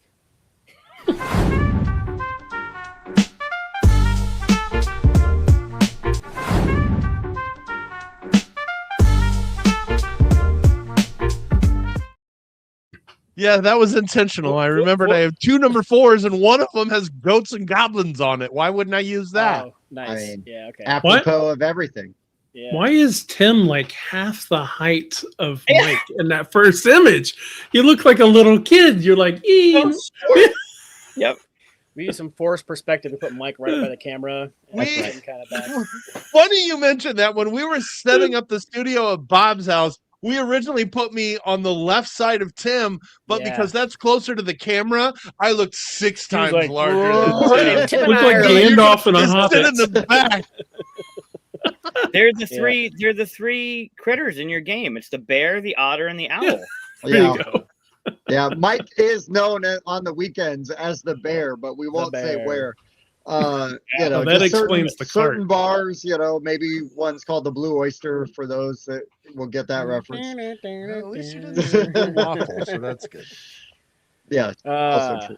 All right, so my number 4, I played this at a Gen Con 3 years ago, I believe it was. They only had 1 or 2 different maps done. And it was a 1v1 game, very kind of rough, but I loved the hidden planned movement, the loading out your character with what you wanted equipment wise. And I can't wait for Arcane Wonders to finally ship Call of Duty. Dan and I played this and had a blast with it. You've got this little mini map behind a screen, and you plan out your 4 or 5 moves with your dice, with your little tokens, what direction you want to go. And then when you reveal, you move and you face. If you got line of sight, you get your shot, and then you move and you face. If you have line of shot, you throw grenades, things like that. But yeah, this was just done really well. I really enjoyed what I was doing. And it's just a great kind of 1v1 dueling type of game. And you could do it with multiplayer, but we played it as 1v1 and had a great time with it. So I backed this one. It was successfully funded at 823. It got backburnered for a while, but they have now started releasing updates again. Production is on the way. I would imagine that Arcane Wonders is going to deliver on this. So. No, they stole your money. Yeah. Sorry. It's just. Is this running late? Yeah, you're F. If a Kickstarter takes more than 3 weeks, they stole our money. Where's my money? That's so true. They haven't put out an update in the last 6 hours. Come on. Yeah. No, you've been talking this up since you played this at Gen Con 2 years ago. So yeah, I can't wait to see this one. Yep. I'm curious how it holds up to Siege 6. Right, because that one's kind of like Rainbow Six kind of style, and it's scenario based, and it's got the line of sight, it's got the kicking. I think it can play both. I think it can do skirmish and it can do because you can play both sides. Okay. But I'm curious because there's a guy, Brian, in the QSCon community loves Siege 6, and we were both talking about this one as another kind of kind of shooter style game. I'm curious how it's gonna play. Yeah, well, shit, I'd check that out then. Yeah, because it sounds. Like I said, I really enjoy what was going on. They had these big guns too, and we're taking pictures with them and stuff. It's pretty sweet. Yeah, that's cool. I was gonna try to find that photo. All right.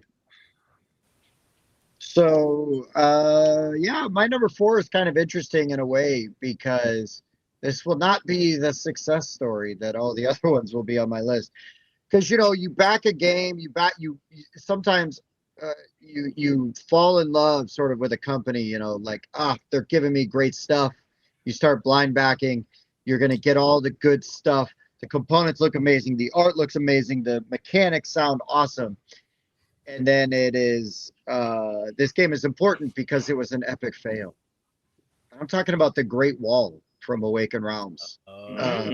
Tim's just like all Awakened Realms. Nope, that's it. It's only this is the last Awakened Realms. It's coincidence that there were 2 Awakened Realms in a row. No, yeah. Well, design to Awakened Realms. Yeah, now they're saving all that money on artists now. They can afford. That's to pay right. us. Now they can pay for us. Before Al started doing all their art. Yeah, now that I've shit on them twice, I'm sure they're lining up. But no, so Great Wall, like they gave you, and I really appreciated that they did this in the campaign. They gave you the option for like the wooden like meeple version, or you could get like the minis. I opted for the minis because they made great minis. The art is really cool. I like the vibe. It's like a semi co-op because you have to fight off the horde. You know, the Mongolian horde is coming in. Yeah. Okay, Bob, calm down. I'm a South Park fan. But you got the 3D like wall, you know, up at the one side, and so you're stationing troops up there, and you're battling those units, but you're still trying to like min-max your actions with the sort of like action selection, you know, like worker placement aspect of it. Really neat ideas and stuff, but like the expansion characters were not fully baked. They're not overpowered, Tim. Oh, by the way, we're gonna nerf this character. That's right. We're not there. We got railed in our review because we talked about some of these expansion characters for being your sex tape overpowered, and a lot of people that love this game, and that's fine, were like, they're not overpowered, you know, and then literally like 3 months later, when they released sort of some errata stuff, and then they were going to reprint a few things. They're like, oh, we've changed the rules on these characters because they were too overpowered. It's like, well, yeah, but the game is still too slow, and I want this game to work so bad. I still have it in my collection. Like I can't quite quit this game yet, but I just have so many problems with it. But I want to love it. And this was a lesson learned. I stopped blindly backing at high levels, and really try to be a little more scrupulous and do a little more research in this with what I was backing. So Great Wall really represented sort of a turning point for me in my crowdfunding. This is top 4, right? Not bottom 4. Yeah, no, it's important though. This Okay. was like, because the top 5 games I backed, it was very important that I backed this game because I learned a lesson from it. Okay. Is the way I look at it. Like I had the same educational. question. He answered it just now, but I had, as soon as he was done, I was going to ask him, why is this in the top 5? Because yeah, no, it makes sense. It's a lesson game. It's a lesson game. I mean, I wanted to love everything about this game. And, you know, I love the art. I love, you know, again, on paper, it was going to line everything up. And then it opened my eyes and really made me wary. But I'm not mad at it for that. I'm not bitter. I'm just like, oh, okay. You know, it's like, what do you do with your failures, right? Like I look at this as a failure on me. And this is what, like, I don't regret backing this game. It just made me a more educated consumer, more wary. More Kickstarter savvy. Yeah, a little more savvy on what I'm going to back. And I'm grateful for that. It gave me it's like my first marriage. I learned a lot from that. And I'm a better person for it. I ain't mad at it. So that's your number 4 is your first you are marriage? today, Tim. That's right. Wow. That's right. And My credit, Bob, it only took me one bad one. It's taken huge. Love you, buddy. I'm done. You're back, Bob. I found it. Top 5 marriages. Yeah, Top 5 awesome. marriages. Yep. who shouldn't be set collection, guys. Do I get to just sit that one out since I'm a 0? I like the Googs is like, this isn't a set collection. Nice. Oh shit, that's amazing. It's like Pokemon, right? You got to collect them all. yeah, No. yeah. No, Oh, no, you don't. Do it. Oh, God. Do it I must have wrong. misread that rule book. I did not teach you that game, Bob. You were married before me. Yeah. I didn't teach you A wrong. bad teacher indeed. You read that rule book yourself. I did not do that one. Mike, send me that picture. I don't know where you have that at. Okay. I It's like in it. his Amazon shopping cart. Oh yeah. Share Who are that. these strapping young lads? All right, what you got, Googs? Keep it Right. rolling. All right, my number 2. Moving on down. Well, 4, Or, but yes. Number 4. yeah, my number 2, the second one on my list. The Yeah. second, number 5, number 4. Is this in order, by the way? Yeah, don't Mine worry are about actually in order. anything. Mine are in order, yes. These are in order. I'm so I mean, I do love Ancient Terrible Things, but I wanted it to come out of the gate because that was kind of the start of my backing history was with that game, and that sent me down this path, so it made sense. I don't know if there's a reason for it. I don't know if it would be number 5. Anyway, number 4 comes along 2 years later in 2015, and it opened up the world and the gameplay that is Ryan Lockett, and that's Above and Below. Nice. Great game. Above and Below, I still love that game more than Now and Later. Tales of Near Myth and or Legend Far. have like no roots in that No, at later. all. It's crazy. Right. This game, I adore it. I love everything about it. I love the storytelling. I love that it's just the story of Ryan being the artist and the designer. And I know there were guest writers and stuff along the way, but he did the game, he did the art, he did the story, he did everything for this He's game. so freaking talented. Unbelievably It's- talented, super humble, super nice guy. But it did open up the world of all of those games now, right? That live in his thing. The Six Sojourns, which is a redo of 8-Minute Empire and Rome and Sleeping Gods, that whole entire world that he created. This was the start of it. And I wouldn't know any of that stuff if not for this game that I backed 10 years ago, 11 years ago now. And I still think it holds up. I still think it's got phenomenal gameplay. It's still got a great story. It's still got cool mechanisms. There's nothing that seems outdated, although I haven't played it in a few years. This is still in one of my favorite games ever. He kind of reminds me of Evan Halbert, where it's like you want to hate this dude for being so goddamn Being good at talented. everything. Yeah. You know, it's like save some for everybody else. Come on, dude. Yeah. And Evan is so much more, right? Because of the singing and the acting and the chiropractor and all the other things that Evan does in addition to being in the gaming sphere. And he is an absolute blast to be around. It's gross. I hate him so much. Well, he Just says out of he's jealousy. a chiropractor, but every time I'm around, I'm like, man, I got a little, and he doesn't offer to help at all. He at Expo this year, Andrew Styles was suffering from vertigo, and Evan was like, "No, there's this thing you can do. It helps a certain amount of people. It might not help you." And then it's just they like- went somewhere and they did a thing, and he said it helped a little bit, but like he did do some chiropractic on him. No, that was ketamine. Oh, Yeah. I'm just kidding. I was told That not helps to talk too. about that. There Oh, you my go, bad, something my for you. bad. Yeah, but this He fixed that was Bob's another arm. one. It got me He with fixed my the arm. theme. It got me with the art. It got me with Yeah. the gameplay. I couldn't have been happier backing that game because of what it's opened up from that time on. Right, the Yeah. people that I played it with and the memories I've had with it. Then all the other stuff. I mean, it hooked me because anything now. Ryan is one of those people that anything he puts his name on, Red Raven, I'm getting just because I trust him and I trust his style. I mean, but you that- got to at least look at it, you know? for sure. But yeah, my number 4, back in 2015, Above and Below. Oh, yeah. Cool. We almost had a very similar thing. Just getting outside of my 5, I had Sleeping Gods on there, so Nice. could have easily gone in there, but no. My number 4 is Hellboy the board game. Did you just Oh. sneak in an extra game there by doing that? A little bit. Ah.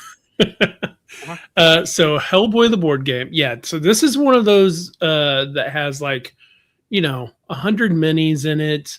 And it's listening. one of these. Yeah, it's a lot. Those are all painted, but they came great. But and I've always planned to paint them, and I never got around to it. I even bought paints for this. Never got around to it. Look at They're all probably that. dry now. That Yeah, looks they're awesome. definitely dry by Yeah, now. now. Yeah, it's been a while. But it's kind of essentially a dungeon crawler. You can see, you put up stuff, but there's story in this dungeon crawler to where like there are times where like stuff happens. You're like, oh my God, I didn't even know that was going to happen because you pull new stuff out of the box. It'll tell you because you opened up this thing. And, and I also really love this world. Mike Magnola's artwork and stuff. Yeah. I even started reading. He has a new thing come out, Uri Tupka and the Gods. It's like a different world and stuff. But I love his style and the how weirdly deep and crazy his worlds get. And of course, Hellboy is kind of on the side of Cthulhu, like it's his version of Cthulhu kind of world thing. But I love all the story and everything that's in here, and the characters are fun to play. It's just really well done. So Yeah, this is one of those Kickstarters that I've never regretted getting, even though I haven't painted the minis yet. Sweet. That's a game I don't have, Chris. Look at that. I don't know. Yeah, On it's my good list. one, though. You've talked about it a few times. Definitely on my list. Yeah. Nice. It also does this thing that's like it's not chapter to chapter, right? You could pick any story and play it, and they're all separate from each other, but they also can kind of speak to each other, but it doesn't matter what order you do it in. So it's Nice. God, look at that lava monster. I know. That's what Yeah. really made me click on that photo. God damn. There's some really cool minis in there. Yeah. They're Who based too. who published that? Was that like IDW? Who did that one? Mantic? I don't remember. Mantic. Mantic. Yep. Called Yeah, it. Mantic. Yep. Yeah, I had to back that one. Brody. If I recall, I shouldn't have because of where my bank account was at the time, but I did it. Hey, that's the story of a That's couple another of list, these. but I do have them. Yeah. all. No doubt. No doubt. Wow. It was the top 5 irresponsible backing. Yes. That's coming. That's coming down the list. Yeah. Yeah. Oh yeah. All right, what you got there, Mike? All right, my number 4. Well, this is a Roxley game, so it should not surprise you that they crushed it in a Kickstarter because everything they put out exceeds expectations and is beautifully put together. But this also happens to be one of my favorite games, and it is Skyrise. Beautiful. Game. Man, the production value on the deluxe for this is just bonkers. So the deluxe that I've got, it's a lot better than that. Let's keep looking. There we go. I definitely have envy every time I see Mike bust this game out because it looks. Yeah, and that this damn is a good. 3D render, but it's close enough. There's not enough pictures in BGG for this game. This is a bidding territory control game. So you're going to start the bidding by taking one of your buildings and placing it upside down on the board, and that's your bid. And then people are going to have to bid adjacent to you. When everybody passes that highest bid wins the territory. You take your building, you flip it over, and you build it in that territory. You're then going to take one of these little chips out of that territory that you just controlled. It can be a set collecting game where you're trying to collect a bunch of the A's that are worth a certain amount of points. There's multiple chips that A, B, C, and D that are all worth a different point total. And so they're secret. You have to take them off the board to find out how much they're worth. So people are set collecting those. You're also set collecting based on the territory color. So the more colors you control, the more they're worth. But there's always this interesting catch in this game where if you have too many of a territory, the points per actually goes down. So there is a catch. You can't just willy-nilly collect as many of those colored territories as you want. But this, that's actually a plastic board set on top of the cardboard with 3D miniatures that actually double as a bid and flip over as a building. And the quality is insane. The insert is extremely well done. Everything stays in this box perfectly. And I just happen to love this game on top of how beautiful it is on the table. Yeah. So I backed this, and it's sitting on my shelf to learn. It's go. really, really I might have to good. push it up further on that shelf. Yeah, I like how quick it plays. Even in a learning game with 4 players, you can easily get this at 90 minutes and under. And it's pretty easy to teach and learn. I mean, it's literally, all right, pick a bid or pass. Flip your building over, take your token, and that, I mean, like the core gameplay is really, really simple, but there's a lot of depth to it. I mean, the other thing about this game, though, Mike, is that you talk about like easy to teach and learn, but this game looks so damn good on the table. It's easy to get people to sit down and be interested in learning it, right? You know, it's not taupe and tan, and it looks like you're pushing around a bunch of little wooden cubes, you know, and you're trading in the Mediterranean.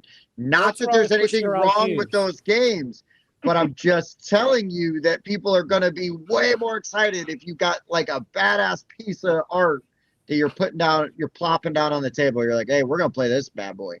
So yeah, hell yeah. It's so great. There needs to be more games that combine these mechanics, in my opinion. Bidding and territory control. Nice. Which is also why I need to play Cyclades. Yeah. And I have not. It's so good. I'm trying to track down one of the new copies. I'm trying to trade for it before I just pay for it outright. It's not working yet.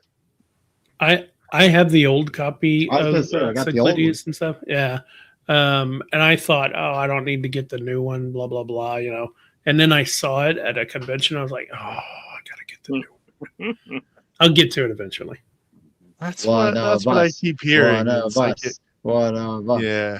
I'm if I'm going to track it down at this point, it's got to be the new edition. For It sure. looks good. All right, moving on to number 3.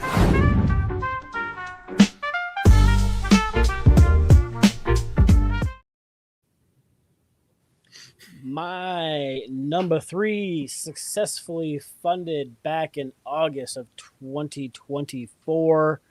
We played a game. What's funny because we like to play the Mike games when Mike is not around. We sure do. This is a great market manipulation. I know what game this is. Using other people's debt to buy things. I'm talking Moneymaker. It is in the process of shipping right now.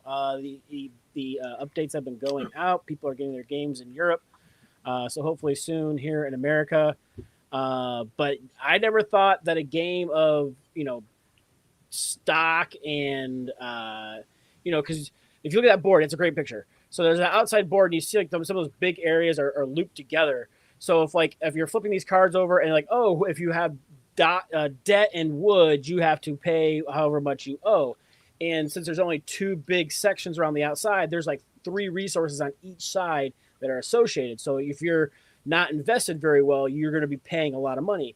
Then as you make more money and you start to kind of divest a little bit, those groups get smaller and smaller and smaller. So now you're a lot less likely to have to pay if somebody's using your debt to buy stuff. And it's just super interesting. And then those tracks on the side are basically tracking like the value of those commodities. And, so as the market gets lower, they're not worth as much. And so you want to start to sell your stuff as, the prices go back up on them. And this is a total Mike game. And we played it without him. The thing you said, though, Bob, that is the most important thing you said, is that you are buying and selling and trading potentially with other people's debt. Like, I'm going to pay you with Chris's debt. Yeah. And that's cool until Chris's debt gets called in. And then you're like, oh, no. Yeah. Like, he's still over here on this, wood or sheep. I forget what the actual resources are. Sure. And here's a 10,000 debt for wood. I'm gonna go ahead and use that to buy this other thing. And now he's got like a 33% chance of his debt being called in because he hasn't traded up in that world. So Yeah. it's It's so good. It's so good. It really if you want a game that helps you understand like the housing market collapse of the late 20, doesn't that sound like late fun? Oh God. Our review of this was so hilarious because the horrifying realization of how the real world works as it dawned upon us during this review was incredible. Loved it. Is it a remake? I saw it said 2016. Yeah, so it did come out box. a while ago. It's getting a reprint and like an update. I think it of, just the had rules a and board. European release initially, and then this Kickstarter version that Bob is talking about actually came to the States. Worldwide. Yeah. Got it. Okay, cool. Yeah, and they went Pitbull with it. They went worldwide. Yep. Oh my God. I love games that have a real world theme that simulates something that we experience in life. And I love games about money and market manipulation. So baby, this is all Mike. This is all Mike. The whole game is all Mike. I'm so happy that there are games for everyone out there, but I do not want a board game that simulates something in real life. I want to ride dragons or live with dragons or play in a fantasy world as a ranger. I do not want to play a game, a housing market collapse simulator. Well, I'm just saying that this game helped me understand how that could happen. Sure. What I will say is this was a game that was super fun, and it was one of those where it accidentally teaches you a whole bunch about life. So it does not feel it. This is a game that like could be played in an economics class, and it would be like other people would be like, "That's cheating. Like this is fun. It shouldn't be in a school." And you're like, "No. You can have both." This game's so damn good. It's really good. Super fun. All right. Well, moving on to my number 3, it is definitely not anything close to what Bob was talking about. And this is, back to sort of those big games, tons of minis, 4X. Absolutely love this game and what it does, and is by far my favorite game by this company. And it is nothing like anything else that they do. And I've got to be talking about Heroes of Land, Air, and Sea by Gameland Games. It is my favorite tiny epic game that they've made. Epic, not tiny. Yeah, it's just epic, I guess. Oops, all epic. So it's all crunch berries in this one. And this game absolutely nails it. There's so many things you can do, and so many ways, there's different ways you can win. The factions all play so differently, even though your actions are fundamentally the same. I just love this game. And then if you even want to take it a step further, where you're talking about experiences and stories you now have from playing the game, we've got those too with playing this. And this is just an absolutely great epic game that has not disappointed when I've been able to get it to the table. Because of the teach and the game length, it is definitely more of like an event game, than hey, randomly I'm just going to bust this out and see if anyone's interested. But yeah, good shit, man. Love this game. Super fun. Yeah, I have it. I didn't back it though. I bought it in retail, so I didn't think about this one. But yeah, it's good. I did. I played my sister's copy, and then at the time they were having like their second printing of the Kickstarter going, and I'm like, all right, I'm in. So they got me. Talk about a table hog. Shit. Oh, bro. Yeah. Whisperwood, you got nothing on this one. I have this with a bunch of expansions in the painted version if anybody's looking for it. No. I can't believe you have the painted version, you dog. You don't even appreciate it. You don't deserve the painted version. I could trade you for some magic cards, Tim. Shut up. And I say that with love. What do you offer? Is it my turn? Right. Yes, sir. Simon says it's your turn. Simon says it's my turn. All right. I'm going to take a 5-year jump to 2020. during the basically during the pandemic, and one of the most money I've spent in Kickstarter on crowdfunding on a game, but over 4 games. So in 2020, in 2021, in 2023, and in 2024, the United series. Holy shit! I knew that'd be on your list. Oh my god! I mean, I love the theme, right? The IP. It's just, I want all the minis and I want all the things, and to think about the gameplay is super approachable. It's easy to teach. It is almost infinitely replayable. Still waiting on the DC one and hopefully next year. But this entire series, when it launched, there was no doubt I was in. Whatever the top tier was, like I don't want to miss out on a game mat. I don't want to miss out on the cardboard tokens or the plastic. I needed everything for this because I'm such a huge fan of all of those things. Even the deep cut Kickstarter like exclusives or unlocks or whatever they called them in the thing. Every bit of that was like a no-brainer for me. And I love that I have it. Some of the stuff you can't get, some of the stuff you spend a lot of money on, some of the stuff you can get at Walmart for $20 before you got it as a backer. That was just the base one, though. Yeah, but you got Wasp. You didn't get Venom. You got Wasp. You didn't get Venom. You didn't get Wasp. Whatever the hell the thing was, right? There was a little bit of trickery there that was like, that was scummy.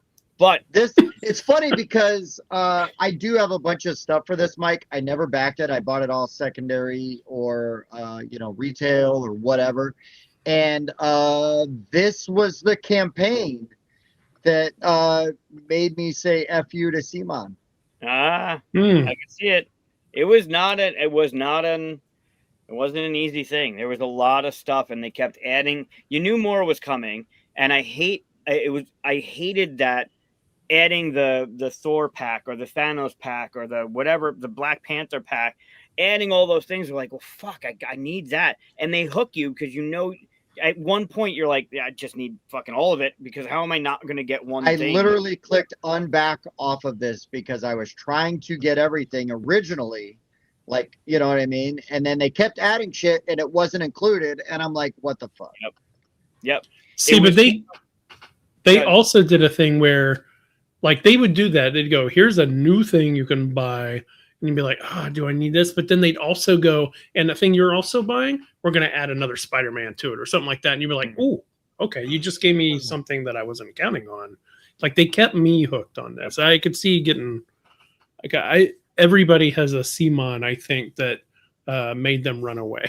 Look at that, right? Like you're backing the X-Men stuff was $500, and with the playmat, with the whatever. So, like, even as an investment, that game is holding because it's hard to get a lot of that shit now. Like, some of the characters, like, trying to get these now is, I mean, you can find it, but you're going to spend a hell of a lot more than free that came with the campaign. Yeah. And I'm so happy I did because I love that IP, and the kids love that IP. Like, I backed this before Luca, but now I have this thing. And even if I get, like, a second Spider-Man thing for $5 on a virtual flea market, then him and I can paint fucking Green Goblin all night. And now we have all of these things that when he starts learning about, we were just watching WandaVision over the past couple of days. And I have the hero clicks of like comic accurate Vision and comic accurate Scarlet Witch. And then the movie. And like, they're looking the one episode, the Halloween episode of WandaVision where they're dressed up as their comic character. Hell yeah. Like, I love that one.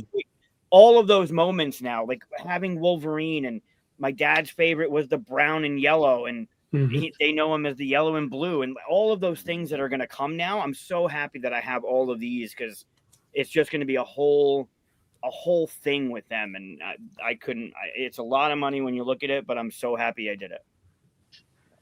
I ain't hating. I get it. But that whole process, that whole campaign, it pissed me off. From the first one was so frustrating because they get you. They did they're in trouble. But they did that. That was the thing that I hated about Kickstarter. But I couldn't. I backed out of other ones because of it. I couldn't with this one because of the IP. I had to go all in. Yeah. And the IP was strong. The IP was very strong. Well, the cool thing about this one though is they had access to all, like it felt like they had access to all the characters. So you got like the weird obscure ones. So like, you know, if you're a Marvel zombie like me and Mike, you know, are, then yes, you know, you're getting all those hipster ones and you're like, hell yeah, let's go. But also the non-disclosure they had to sign because of the MCU and all the stuff that was coming in the pipeline, and they knew to throw in some of the characters in there because of things that they're probably still not allowed to say, like the multiverse one. They couldn't talk about some of that multiverse stuff that they were throwing in there because the stuff was coming out. But man. And the gameplay is solid. Like, it's just fun. It's a table hog for no reason, but it's just fun to play, and it's easy to play with people, and it's got all those deep cuts, and it's just good. That's good. It's a good game. I enjoy it. But yeah. The only thing I'm missing is Galactus. I've got Galactus. I couldn't bring myself to do it. I've got it. I had to. I still haven't played with it, but I have it. Well, because there's two Galactuses though, right? There's the zombie version and the regular version. Yeah, I don't have the zombie one. All right. Yep. I mean, they look amazing. Listen, if I came across a deal where I could get one like pretty easily, I'm not saying I'd turn it down. I just got mad at the Kickstarter. Oh, I get that. They lost me with Raw like that. Yep. They just kept hitting me like 5 emails every hour, just like, okay, I'm done. I'm out. But yeah. Yeah. There are a lot of deep cuts. Especially when they got into the multiverse one, because if you weren't looking, they were very comic specific characters that were in one storyline or something, but they had to fill that box because that's how they got you. Right. It worked. I mean, it worked. It was very successful. Hell yeah. Yeah, it sucked, but I couldn't be happier owning all of that stuff now. Also on my list, but I knew I didn't have to add it because you would. That's hilarious. Cheap. Okay, so my number 3. Hold on, let me make sure I watch Mike so he can roll his eyes when I say Detective City of Angels. There you go. Shocker. There you go. Is my number 3. It is also my number 3 game of all time. So that made it an easy game for me. Yeah. I'll allow it. Vincent to trade art stuff. You're allowed to say it. Yeah. We're not on our show, so I can say whatever I want, right? Mm-hmm. On our show, I talked about it so much it had to go into board game prison. Oh, nice. What I call legacy. So I put stuff in there so I could talk about other games besides my top 5, basically. Nice. But I get to bring it back out here. I love film noir stuff. In fact, if you haven't seen the show Sugar, by the way, season 1 is great. I haven't watched season 2 yet, but yes. Yeah. I'm in the middle of season 2. They're waiting for that to finish. But go watch that. Don't look at anything. No spoilers or anything. But yeah, going cold. Definitely going cold. I watch because I love film noir. It's modern day film noir, but anyway, this is I kind of feel like this is what maybe just after the war, right? It's like 50s, early 50s, kind of feel. So, but yeah, in this game, you feel like you are a detective and you are actually solving these crimes and things are happening, and you're like, it's sandbox. You just go wherever you want. You do whatever you want to do. And you see one of your other detective friends run off and go look at something and they know about something. And you're like, oh, okay, well, maybe I'll just bribe the clerk at the precinct to tell me what they've found out and stuff. And you get information in like dirty, underhanded ways. You bribe your way in. You even accept money from crooks sometimes to, just get by and be able to do things. And it's dirty. The old LA map is fun to look at and stuff, and you move around on it.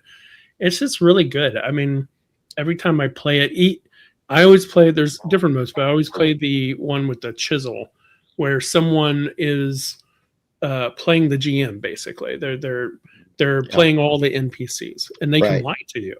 You can ask them questions, and then they'll hand you a thing, and you'll read it because you don't want the other people to hear what the answer is. And it might be a lie. And you can be like, I'm going to challenge this. And if you challenge it and it's not a lie, then the GM gets some goodies on you and they can do stuff to mess with you. But if you challenge it is a lie, then you've got you got him over a barrel and you can get the truth out of him easier. It's got some really awesome stuff. Simple, So do you easy to love get into. movies like LA Confidential? Yeah, definitely. Okay. Yeah. Yeah. Chinatown. Yeah. I mean, it kind of movies will rip your heart out, but they're still sure. like, Yeah. awesome, right? Film noir, Blade Runner. Great shit. Yeah. That's hell a yeah. film noir. Blade Runner you know? is straight up a noir. Yeah. That's why it's so good. Altered Carbon is a great show. That's a film noir sci-fi. I've watched season 1 of that. Thought it was really good. Yeah. Season 2 is really good too, but season 1 is just really good. Season 2 is Anthony Mackie, right? Yes. It is. Of that one? And he does a great job. Yeah. Yeah. But yeah, I love this. And if you are a fan of film noir or even just normal detective stuff, this is the one to jump into. There's tons of expansions to it too. Another Van Ryder. I mean, they know storytelling. Yep, they do. Mm-hmm. I should make a game with them someday. I know people. I know people. Right? All right. My number 3. Rock. Okay, my number 3. That was like a combination. Well, I was about to say Thrive. It was like a combination of 3 and 5. My number 3 is a game I've talked about a lot because I do absolutely love it, and they really crushed it on 2 different Kickstarters. Because it went out of print super fast. And they had to bring it back, and I'm talking about Wonderland's War. Sorry, what? So go ahead and practice falling down, Tim. I'll be there in a second. Yeah, you got it. So I bought the retail edition of this game because I did not back it the first time on Kickstarter, and I played it. And I fell in love with it like immediately. I'm like, this game is awesome. It very quickly became one of my all-time favorite games, if that's not obvious by this 9.5 that I gave it. It's long, but it's a great game. Then Bob got the deluxe. I don't remember where because you didn't back it, right? Where did you get your deluxe? No, I found it somewhere on the second market. He traded your copy of Dwellings for it. Yeah. Second hand. We played that, and I'm like, wow, my first edition kind of blows coin now. Capsules aren't as satisfying anymore. So I actually took the time to put all the coin capsules on my retail edition, and I was totally cool with the standees. And then I played that deluxe with the acrylic tokens and the miniatures and the incredible game trays inside of that box. And I backed it. I said my retail edition is not enough. I need this extra box that has all the acrylic tokens in it and this sweet game trade token. And I mean, they just nailed it with the deluxe on this. I still haven't played the expansion I got with that second edition. I have played with the updated boards, which I do think made the Mad Hatter more balanced. They tamed him down a little bit. They made the dragon dude, the jackalope, or what the heck's he called? Jabberwocky. They made him stronger. Yeah, the Mad Hatter was way too strong. They did some balancing. I do feel like they made the Jabberwocky a lot stronger. So this was a really good second edition reprint. I didn't feel like this was a cash grab. This was literally like, we ran out of this game because it was way more popular than they expected. They made a second edition. They updated some issues from the first edition, and they just really crushed it with this campaign. And it's a hell of a game, and I'm super glad that I backed it. The bags, they're flat bottoms, so they sit on the freaking table open and don't fall over. Really, really, really great campaign. I mean, Mike likes his dice bags like he likes his women, just flat bottomed. Yeah,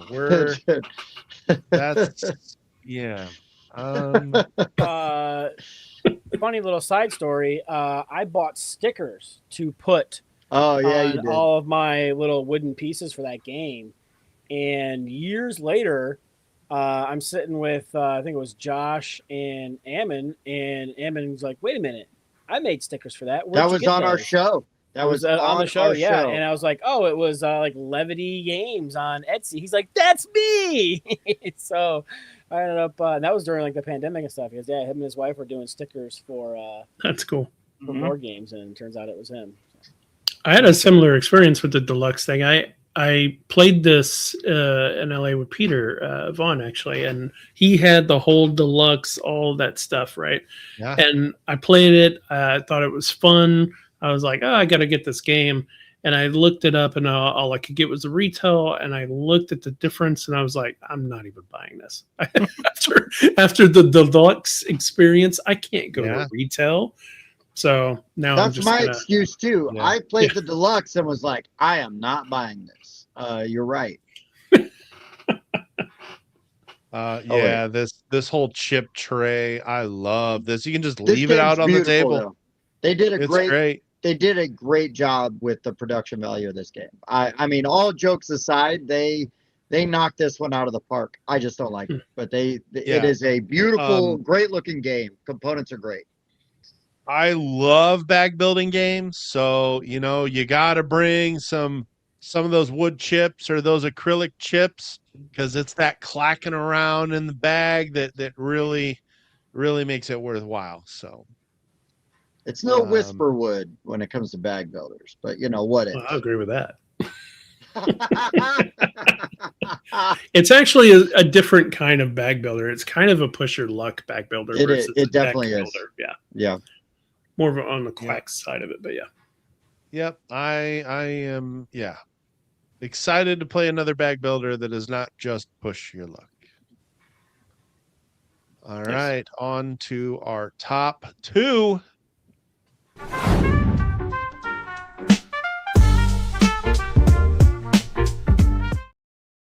Got to get your soundtrack. Mm-hmm. Just make a Spotify playlist of your intro music. Yeah. Whatever was There we free on CapCut when I made these. So Yeah. Accurate. So my number two, technically I haven't played because it is just an expansion, but I Cheating. love the base game for Slay the Spire, and Slay the Spire Downfall successfully funded on 5/26. And I cannot wait to get all of the new bits for it. I'm hoping it adds some new characters. I'm like Mike. A lot of times when things like that are auto backs for me, I don't really go in there and what's in this? What's in this? It's like more Slay the Spire content back. And so I also really, backed this. So yeah. Yeah, haven't really looked too closely at it, so I don't know what all it's going to add to the game. I didn't Hopefully look more at anything characters. other than just making sure I had all the new shit, Bob. Say. Yeah. Well, I remember how much of a seriously. hard time I had tracking down a collector's edition of the base game. Like, I was getting stupid shit. Like, this guy was like, "Oh, well, I already sold all the stuff that makes it deluxe, but I'll sell you my deluxe, box, and you can just buy these stuff a la carte off their website." And I'm like, "Well, no, because then I'm gonna end up paying more for it than I would." And everybody puts all, BGG like, "Oh, I want to trade this game. I want to trade this game. Oh, here's like almost 2 times what that's worth in trade value that you have on your want list." No, And that dude was an idiot. I don't want to trade. It's like, whatever. So finally I just broke down, bought it off their website, and I'm not going to fall for that again. You got the game you deserved. Good job. Yeah. So I'm excited.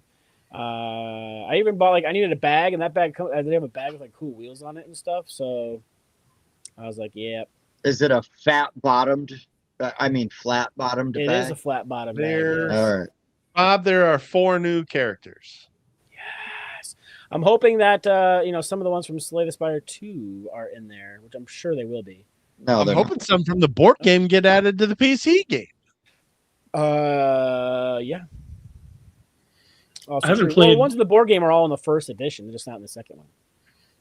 I haven't played this game, but I really want to, and I enjoy it quite a bit. I'd love to play with you guys if we meet up at a convention or something. Oh, that'd be terrible. So Or if you play PC games, it is a fantastic game on Steam.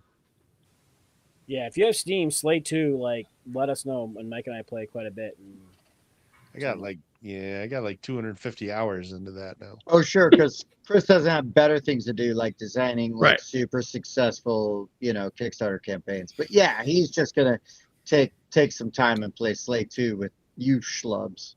Yeah, why not? I'm just kidding. I just reinstalled Oblivion, so I'm good for a while. Oh shit! Yeah, you Oh. gonna be busy. Wow, But yeah, great game. nice. Play it if you haven't. Yeah, Board game. or agreed. PC. Yeah, Really good. it's Agreed. great. Yeah. Agreed. Great pick. All right. So my number 2, I think, was one that was kind of getting mentioned, but maybe was said the wrong way. Not to be that guy to correct. But the last CMON game that I backed enthusiastically and was well rewarded for my enthusiasm has got to be Ankh. I absolutely love Ankh. I'm glad that I stuck with my pledge and made sure I got all the shit for it, because it's one of my all-time favorite games. I think it's top 5 for me. It's an Eric Lang. I had almost had Blood Rage on here because that was the game that really introduced me to Eric Lang. But if I'm being true to myself, because I did back, obviously, Blood Rage and Rising Sun, but Ankh is the culmination. I think it is my favorite out of that trilogy, and I've never regretted backing that bad boy at the all-in level. The only thing I did regret was not getting the playmat, which is usually I could give a shit about a playmat, but Ankh, I feel like I would just benefit from having the playmat. Yeah, you're right. I think I said raw, but I meant Ankh. You did say raw, but I wasn't. I ran off. But I knew what you meant. I knew what you meant by like 2 words into your statement. I'm like, oh, he meant Ankh.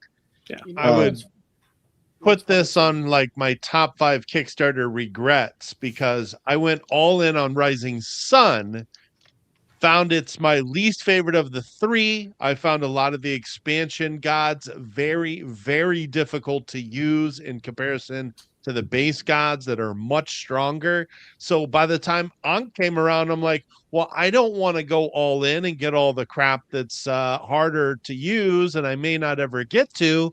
And then realized I also like this one better than the other 2. And the Pharaoh expansion, I would never play without again, that I had to go buy retail.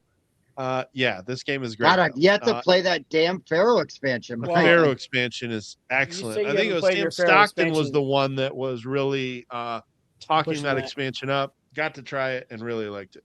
I'm sitting on a cube and a half of Ankh stuff that I bought and have not touched. Oh shit, Bob.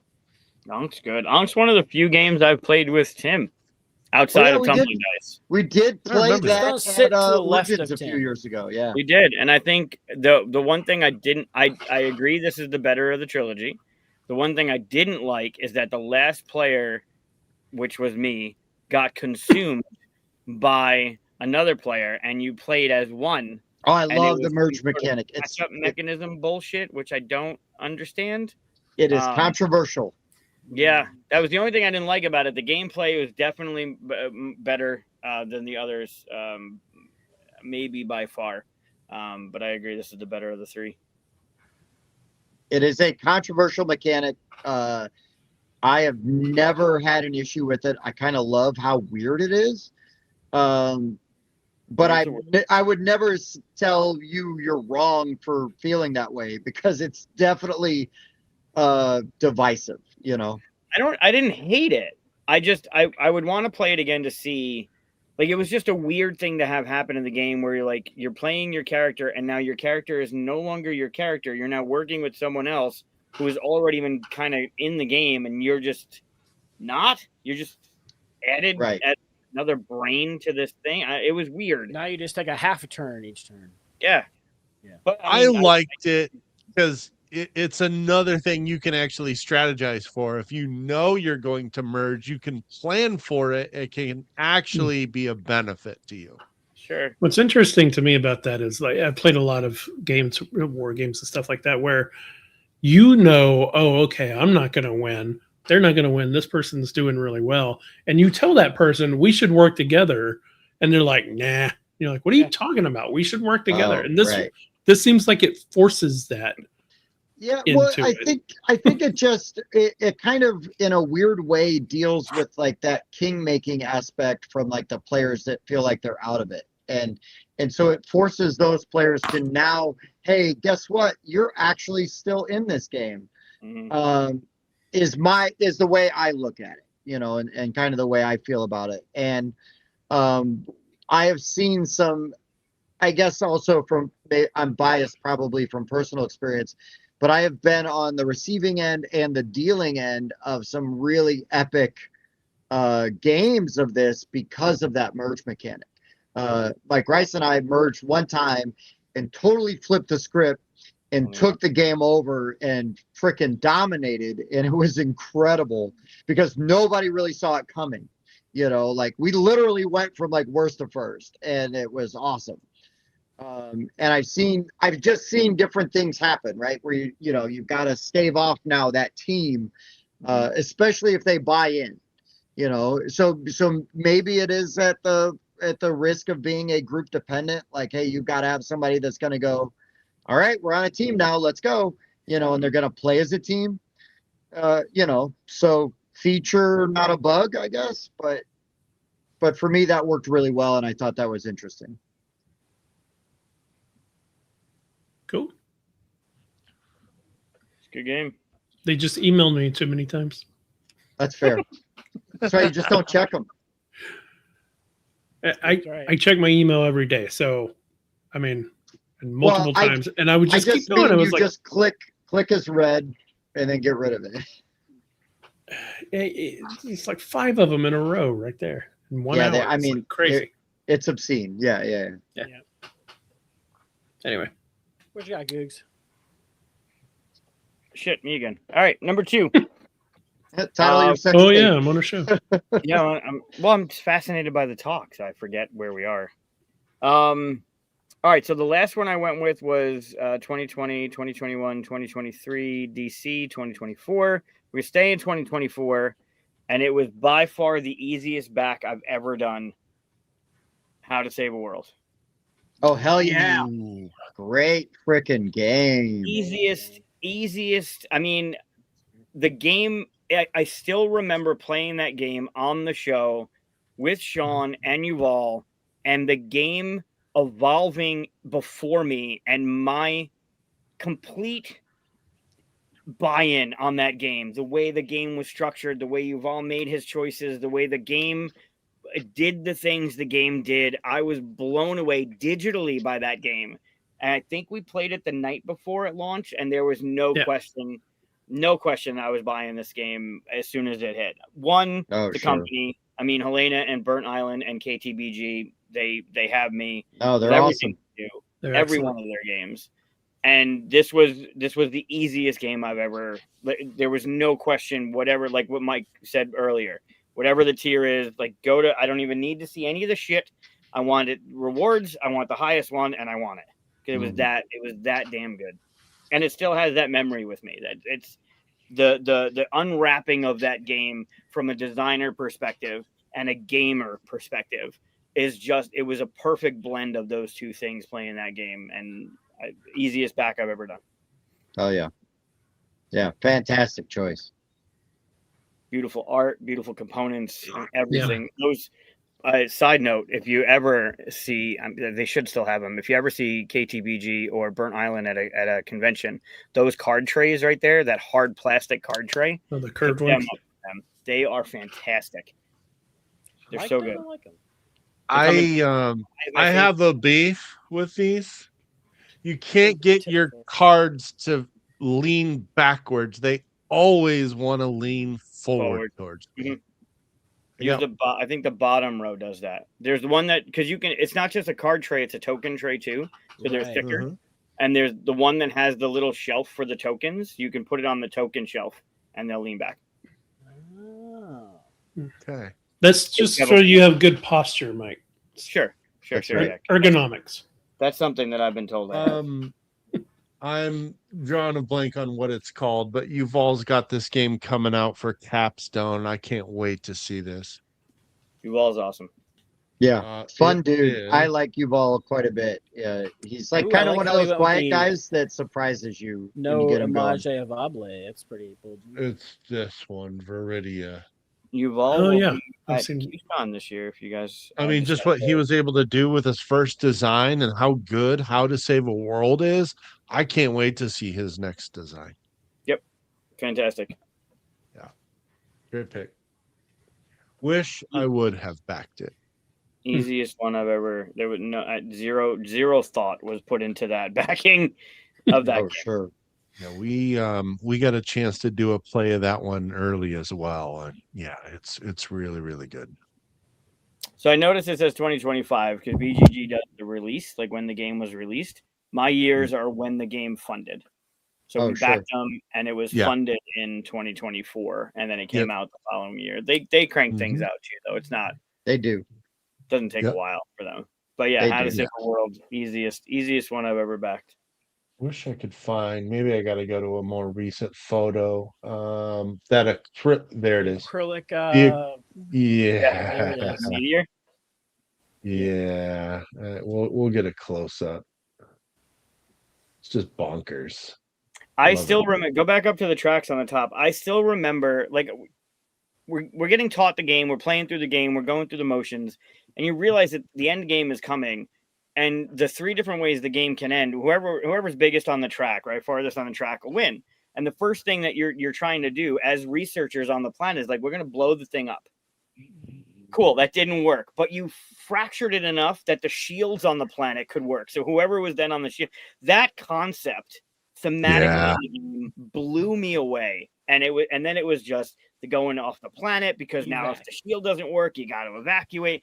Everything in that game was so well thought out, so well done, just phenomenal. And all the actions you take are seeding the bag, which determines the probability of which in-game trigger is going to happen. Yeah, So really, smart. really good. Yep, easiest ever. Smart shit. Good pick.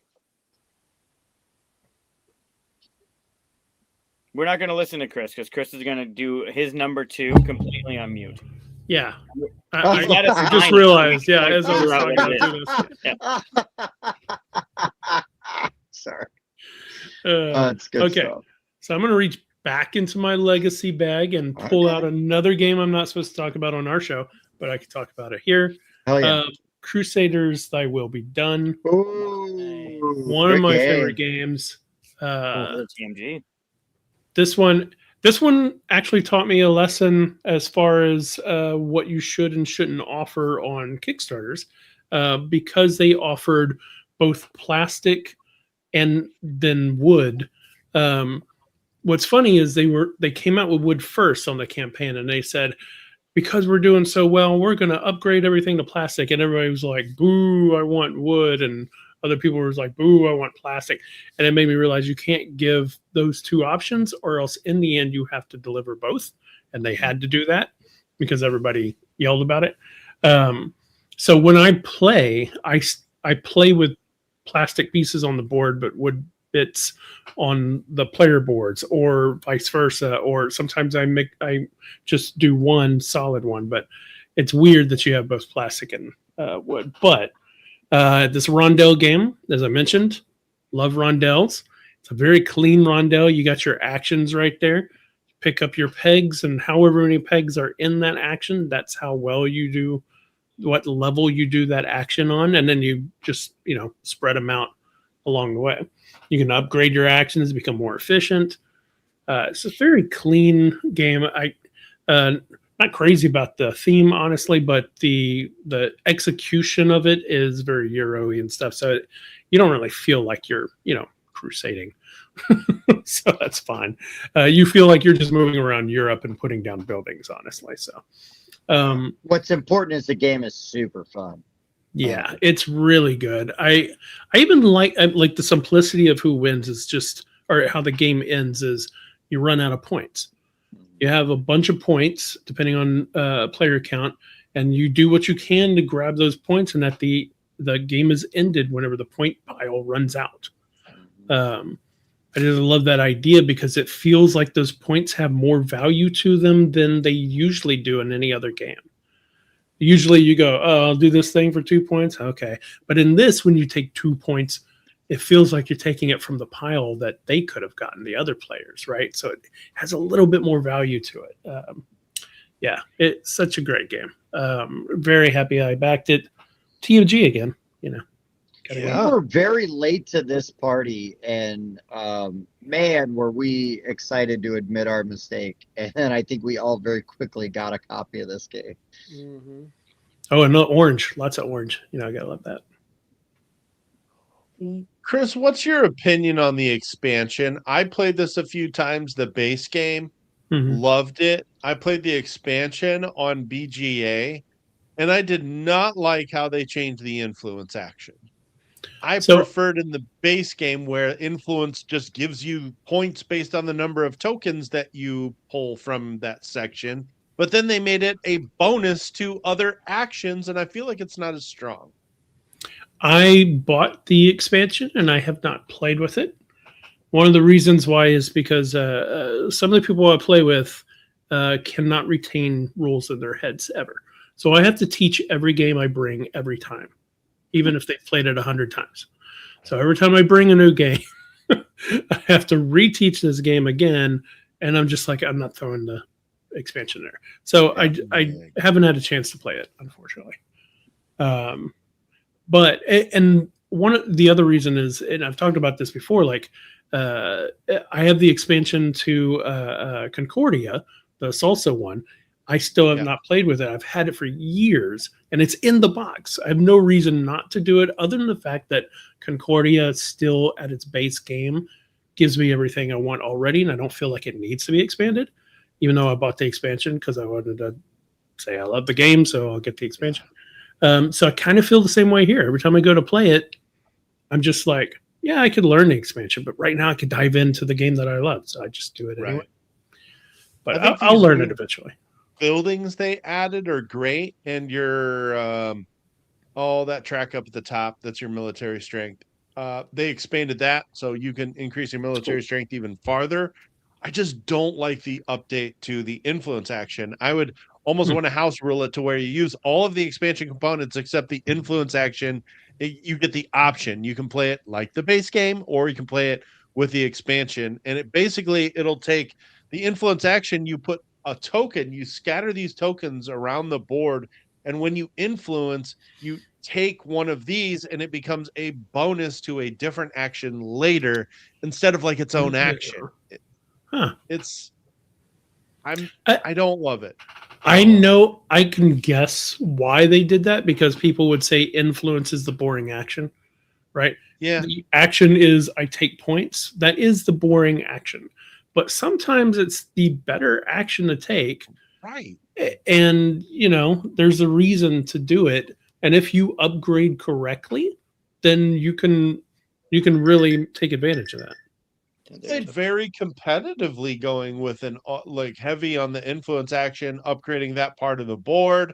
And then I hated the simple fact that, in the rest of the actions, the more tokens you move, the more powerful the action it is, including that's how many points you score in influence. Right. On the expansion, the number of tokens doesn't matter. So you can have like 10 tokens on there. You're still only taking one of these bonuses from the board. So I feel like it loses some of that reason for playing a Mancala game when they did that. So I was just it was hit and miss for me.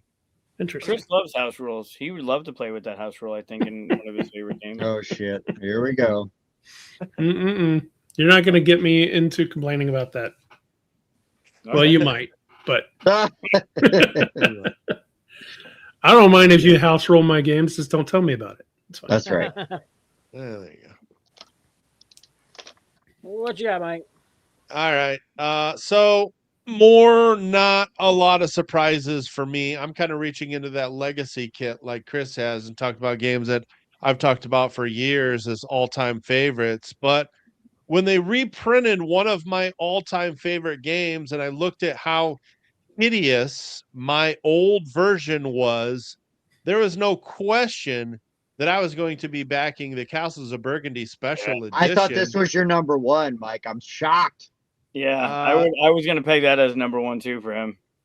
I got something else that's much well, the original campaign is older than this one, much older.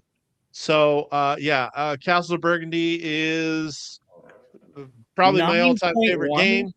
That changes at times, but I think this game is infinitely replayable depending on the tiles that come out. I can play this game completely differently every time I play it.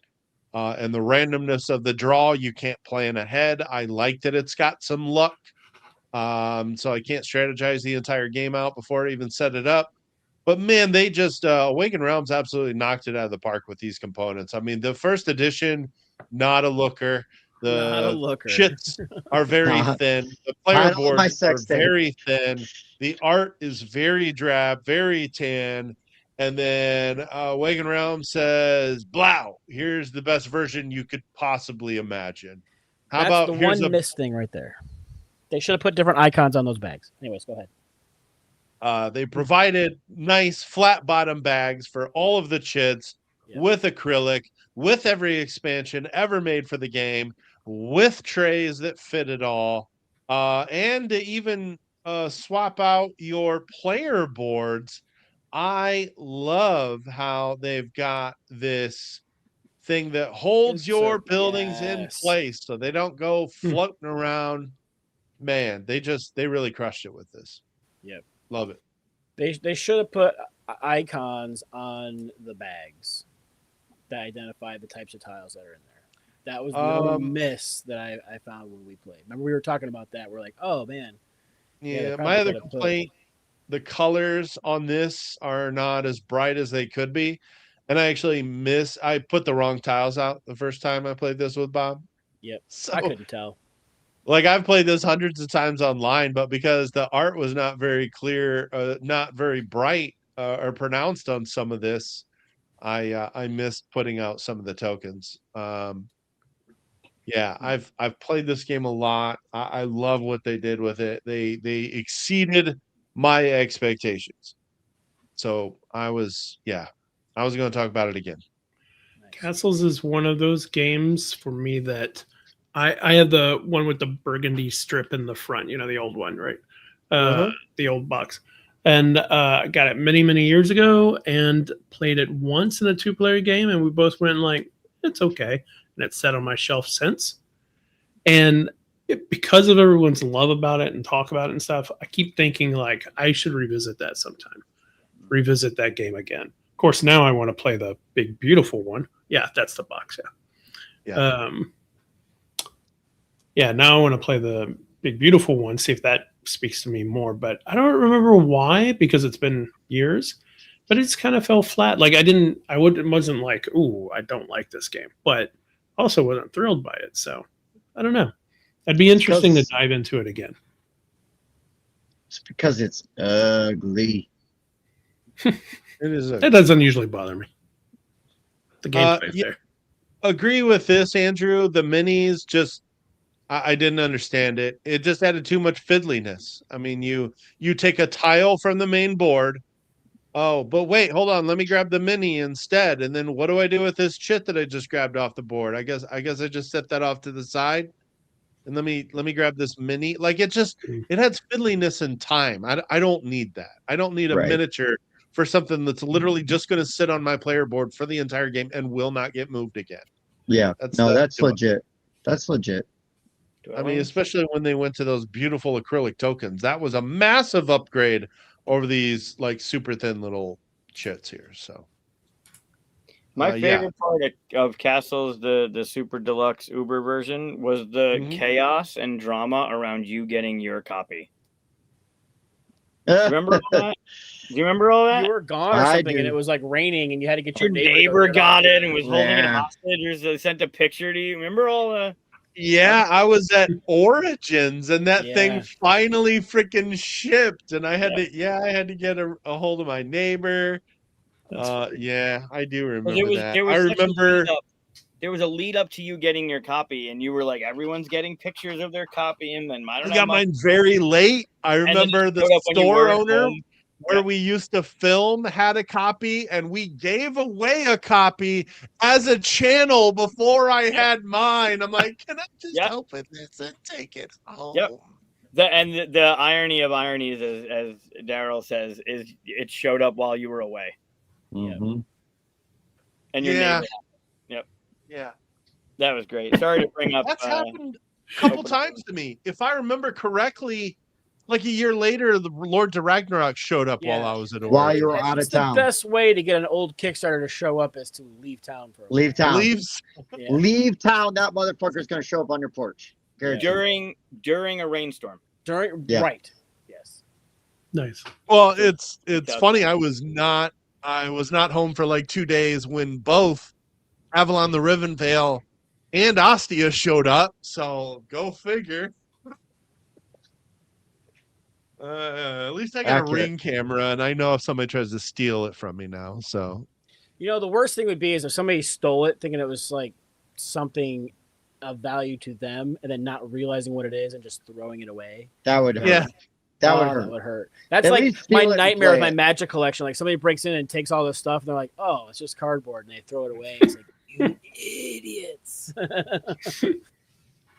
yeah, it could have been number one, but I'm going to the way back bus for my number one. So let's get to that our number ones right now.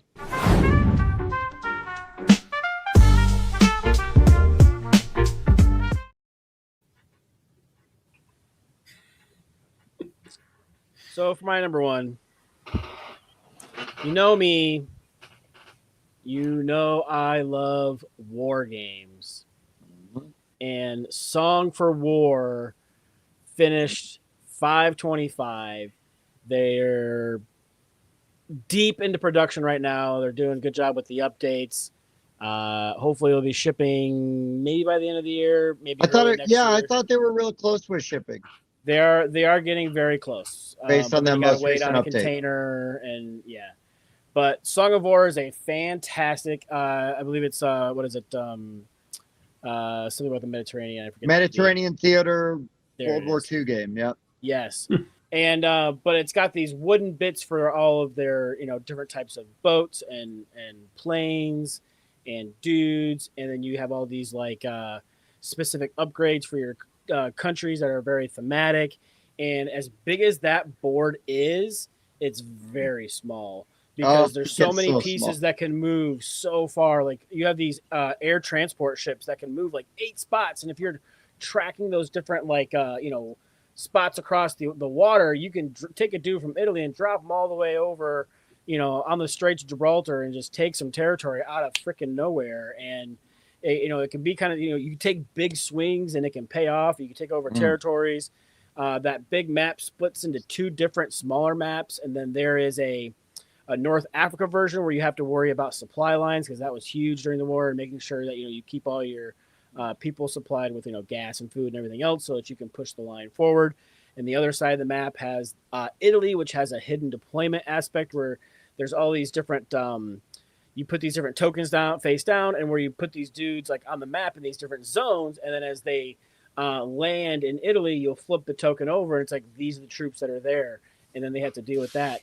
And even on the big double map version, you can have a hidden fleet where you've got this dial, because all those spaces have like codes to them, like A6 or A7, and you can move that hidden fleet around until you're ready to spring it on somebody.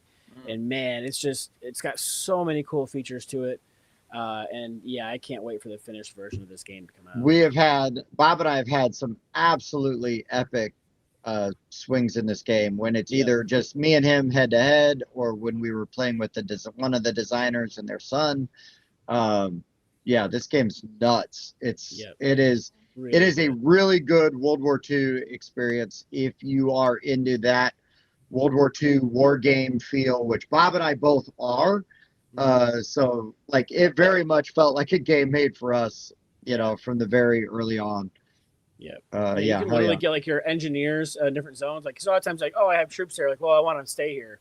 Well, okay. Well, if you've got engineers in that group of yours, you can have them lay mines, build walls, things like that to protect the areas that you're in. And it's just a lot kind of going on, but man, it's so good. And then when you go to supply, like there's those different like icons on that area, so like they can build so many aircraft, so many naval units, so many, and that's as long as they've got supply lines aren't interrupted, because there's like these like shadowed areas. So like you gotta, if like Germany controls Malta, you got to make sure you've got a pathway that boats can basically can reach that island in order to keep that island in supply, so that you can actually recruit people there. It is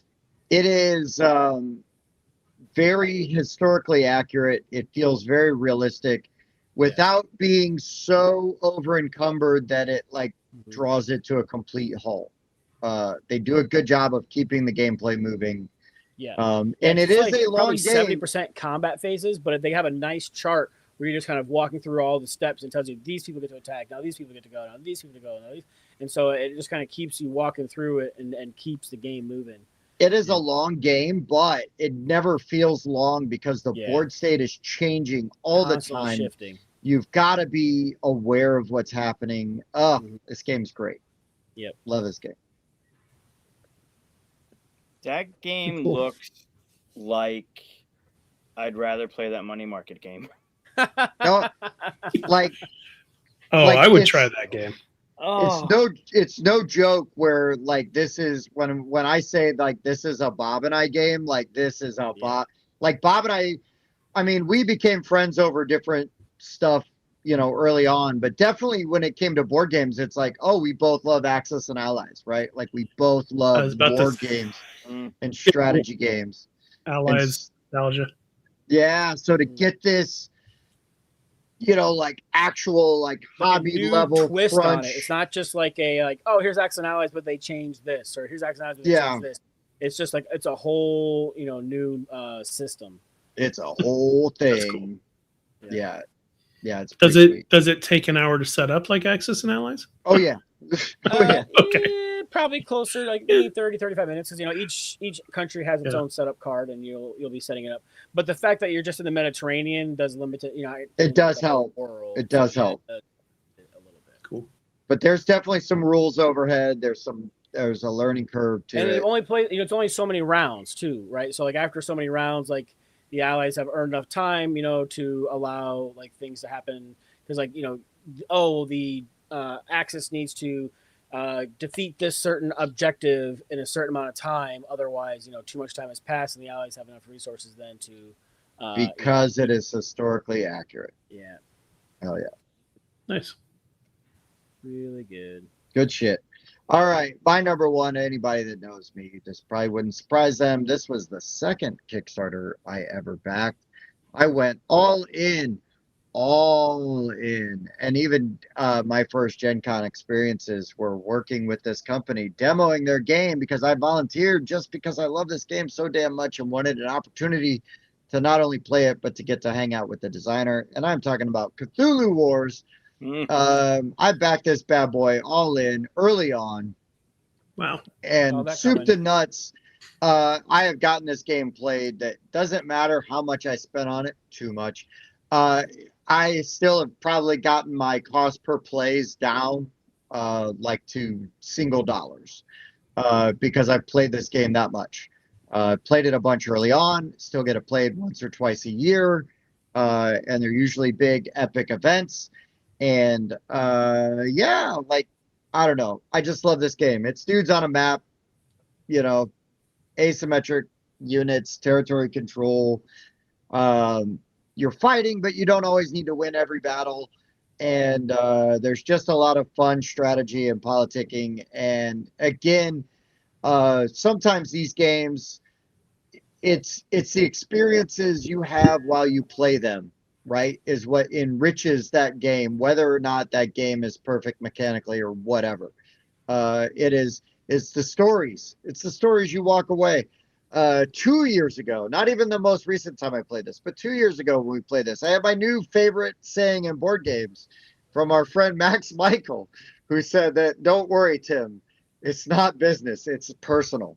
Like every time he was attacking somebody, he's like, it's not business, it's personal. Oh my God. It was hilarious.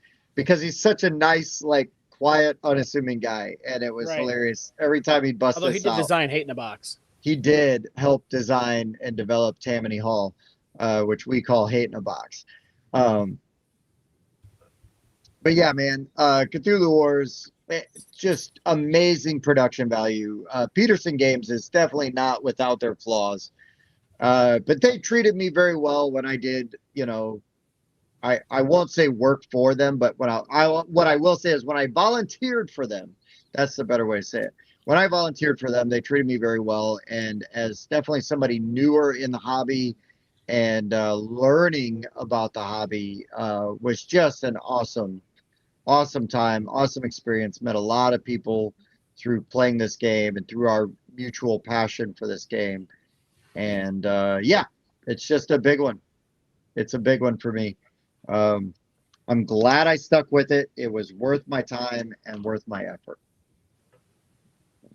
This game, every time I played that game, it never disappoints. No matter It's what crazy, faction dude. you're playing, no matter what play count you're in, the stories that come out of it, it's definitely the people you're playing with kind of lean into it. But that game, it's an epic on the table kind of game. The minis just make it. It's just off the abilities like Cthulhu going underwater and coming up somewhere. It's got an epic thing to it. That's a great pick. Yeah, I mean, it's just one of my all-time favorite games. It does all the stuff I want in a game. Table presence is awesome. Yeah, it's just wild. It's just wild. Yeah, I could have guessed that. It was Nice. weird. Have you played that, Chris? No, I've seen it at conventions and stuff like that. Looks awesome, but You would like it. All right. So my number one, we're on one, right? We're doing number one. Yeah, Yep. yeah. Okay. Is this the one? Does this have like cool figures? This one? Yeah. Mine? Yeah. It's got cool player bits. Yeah. All right. I'm trying to figure out which your number one is. You should know what okay. this is. All right, what You is should it? know what this is. All right. So I've gone through the years, right? I started back in 2013 with Ancient Terrible Things. I came back to 2015 with Above and Below. Then I went to Marvel United for that whole thing, and then How to Save a World was my most recent in 2024. I'm going to go 10 years back on this one. When it was first successfully funded in 2014. And it's quite literally the reason all of us are here tonight. Ooh. If not for Asking for Troubles. Hey. Ridiculous. You can reach into your legacy thing, and I get to talk about your game because I don't get to talk about it on the show. If not for Asking for Troubles, the addition with Breaking Games with the expansions wouldn't have happened. I wouldn't have reached out to Chris for a chat on a Tuesday for my stupid QSCon thing I was doing over the pandemic when his new game was going to be launching with all the expansion stuff, because I loved this game in the original version. I've shown it on the show. That map that's in that picture, I still have that map printed up to play the print and play that Chris released the first time in the first game. Is that picture yours, by the way? It might be. If it is, could you delete it? No, it's not mine. Oh, it's not yours. Okay. Nope. I can go in the other game room and grab that thing, and I've shown it on the show. This game I loved because it was orange and blue. I loved that it was worker placement because I loved worker placement now, right? It's 2014, and I'm like, this is my Lords of Waterdeep is great. And I've talked about it. This is the game that threw Waterdeep out for me. I would rather play this game. The sci-fi Easter eggs throughout it, like everything about this game was fantastic. Then I find out that they're going to have expansions for it, and I reach out to Chris and say, hey, I do this thing. You want to come on and talk? And we talked about the game, and we hit it off, and we were talking about all the stuff that we love in the sci-fi world and the Marvel world. And we had a great conversation. And then afterwards it was, we could talk about this stuff all the time. And it was, why don't we do it? And then that January we started the full 42. So if not for this game, this quite literally, because you have said You guys have done this because of what we did. Mm-hmm. So it could possibly, in an alternate universe, without this game, none of us are here tonight celebrating this hobby and things that we do without this game. And it still is a favorite of mine, if not my favorite, outside of Arkham. Sorry. And you can still get on the Breaking Games site and get most of the stuff for it. You still can. Yeah. I still get a few bucks every quarter for it. It's Oh, lovely. man, I regret spending that money. I'm just kidding. I'm glad you said something. I almost just bought it. This game is, even with the expansions, is fantastic. But the base game itself is just it's one of the things I loved was how to teach the game was on the back. The back of the rule book was how you teach it. That was, I'm not pandering. I don't get to talk about this because we don't talk about it on the show. The back of the book had how to teach the game, right? There was this guide of like, first time I had ever seen it, of like, this is how you should teach the game if you want to teach it to somebody. And then it's just everything about this game was fantastic. And then the expansions and what the expansions brought to it, it's just, oh wow, look at you. Oh yeah, there's Brad, Peter, me, and Aaron. And Aaron, holy shit, look at that picture. Yeah, if you guys haven't experienced troubles, the building up of your ship with the different, like the engine building of your ship thing, and when you go to the different planets, you get to do the different resources, and you're building that up. The game is fantastic. The thoughtfulness of the card slot for sleeved and not sleeved cards, like everything, especially new in the hobby. For me, I was new to all of this stuff, and to see the thought that was put into this game was mind-blowing at the time. It was like, wow, somebody thought about doing that card thing for both sleeved and not sleeved. Like that was Aaron's idea. It's just, if it's sleeved, it fits in sideways. If it's not sleeved, it fits in that way. Right. The circle board was different. The ships were awesome. It definitely looks like stuff that you could recognize from your sci-fi IP fandoms. I don't know. Are they all in that picture? Those are all original designs. Yeah, they're all original. Your brother did the one, right? You said your brother did the one? Yeah, the one with the 3 engines. He designed one for me. This still, I don't get to talk about it enough because there are those that we don't talk about on the show, mostly our own designs, and the stuff like Arkham that got us into the hobby.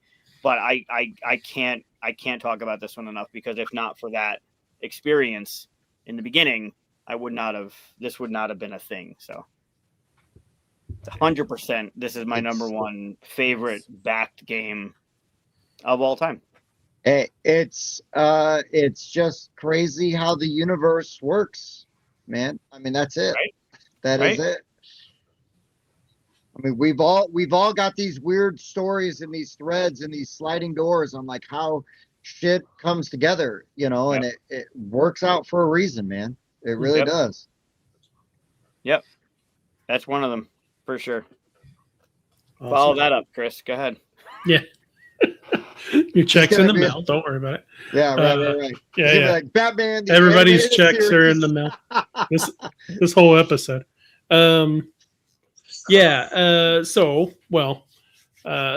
Mine has no sentimental value to anyone, so we'll get off of that whole thing right away. Oh, good. Let's stop all that nonsense. Yeah. Gross.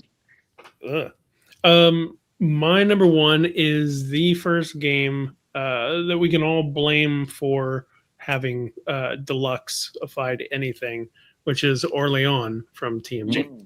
And yes, there are 3 TMG games on my list. 3 legacy games too. Yeah, that's true. Orleans. Yeah, so Orleans is my number one game of all time. And until some other bag builder gets published, maybe. In fact, this is because it's one of my favorite games, or my favorite game.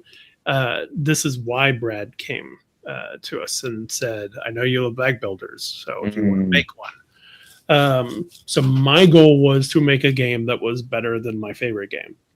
Hopefully I made that happen, but in any case, this game I got as a deluxe, and for years you couldn't get the deluxeified version.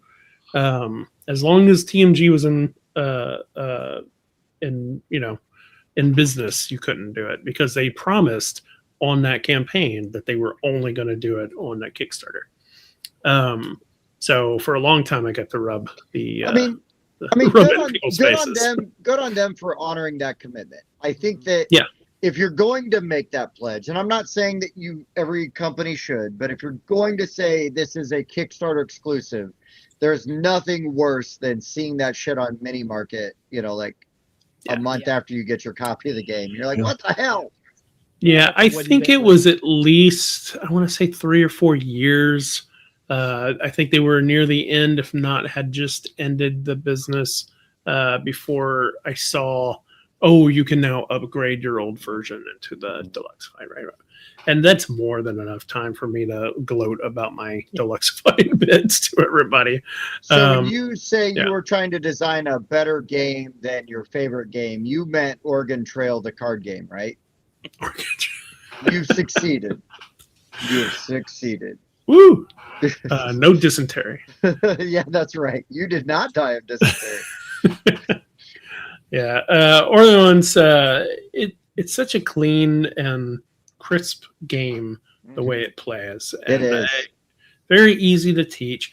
There are, if I were to recommend a game to someone to do a bag builder, it's already out. I might actually recommend Altiplano over Orleans, only because it has more branching ways of playing, whereas Orleans has a very kind of, you either do it this way or this way. Like, it's very focused, but there's something about Orleans that like speaks to me on a formulatic math brain thing that won't speak to most people. But it's that Clemens Franz art and that guy's art that Mike loves.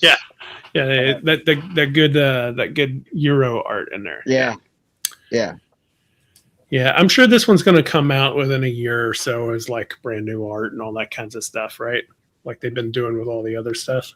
But I'm always going to love the weird, wacky. I mean, Awakened Realms will do a weird version of it where, it's all minis.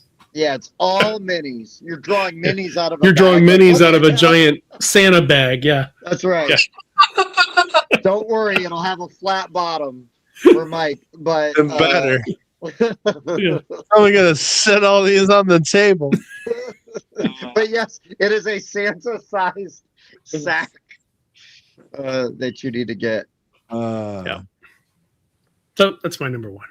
Good one. Good pick. I need to play this again. It's been way too long. Me too. Way too long.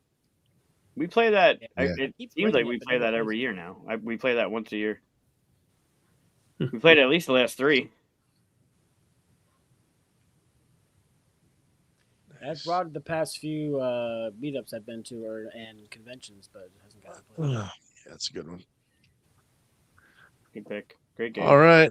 We're going to turn back the wheels of time, and we're going to go back to the very third Kickstarter I ever backed. Oh. And this kind of showed me what deluxe should be. These are the first dual layer player boards I ever remember, and I am talking about Scythe. Nice. When you said dual layer player boards, I was like, oh, it's Scythe. Yeah. I still love this game. In fact, I've got a game going on BGA as we speak. It is not my turn, however. Donnie, somebody's take your probably turn. going to say it. Yeah, Donnie, somebody's take your going to say it. turn. Well, take your turn. I just did. Yeah, I love this game. I mean, just all the way down to those dual layer player boards. Those coins, which I use for like every game. Everything. I mean, I know Bob does the same thing. I got a separate bag for my Same. Scythe coins that sit to the side and get used in any game I can use them in. There's some of the best coins I've ever seen. The dual layer player boards are fantastic. There's Donnie. The miniatures, the realistic resources in this game that it came with. The iron that actually feels like metal, and those like detailed resources, plus the little bit tokens to put them in. Man, they just when I got this game, it absolutely blew me away when I opened this up and started organizing it, and I still just kind of get like excited every time I set this up, and I don't get to do that a whole lot these days. So Mike, Mike, we can talk shit because we're not in like the business side of the hobby. But when you play a game, you've got Scythe on the table, right? You're looking at those deluxe components, and then you open OG Terraforming Mars. Isn't it a slap in the face? It's like insulting. I mean, by comparison, a little bit, sure. I mean, But a it was little made in bit? the USA, Tim.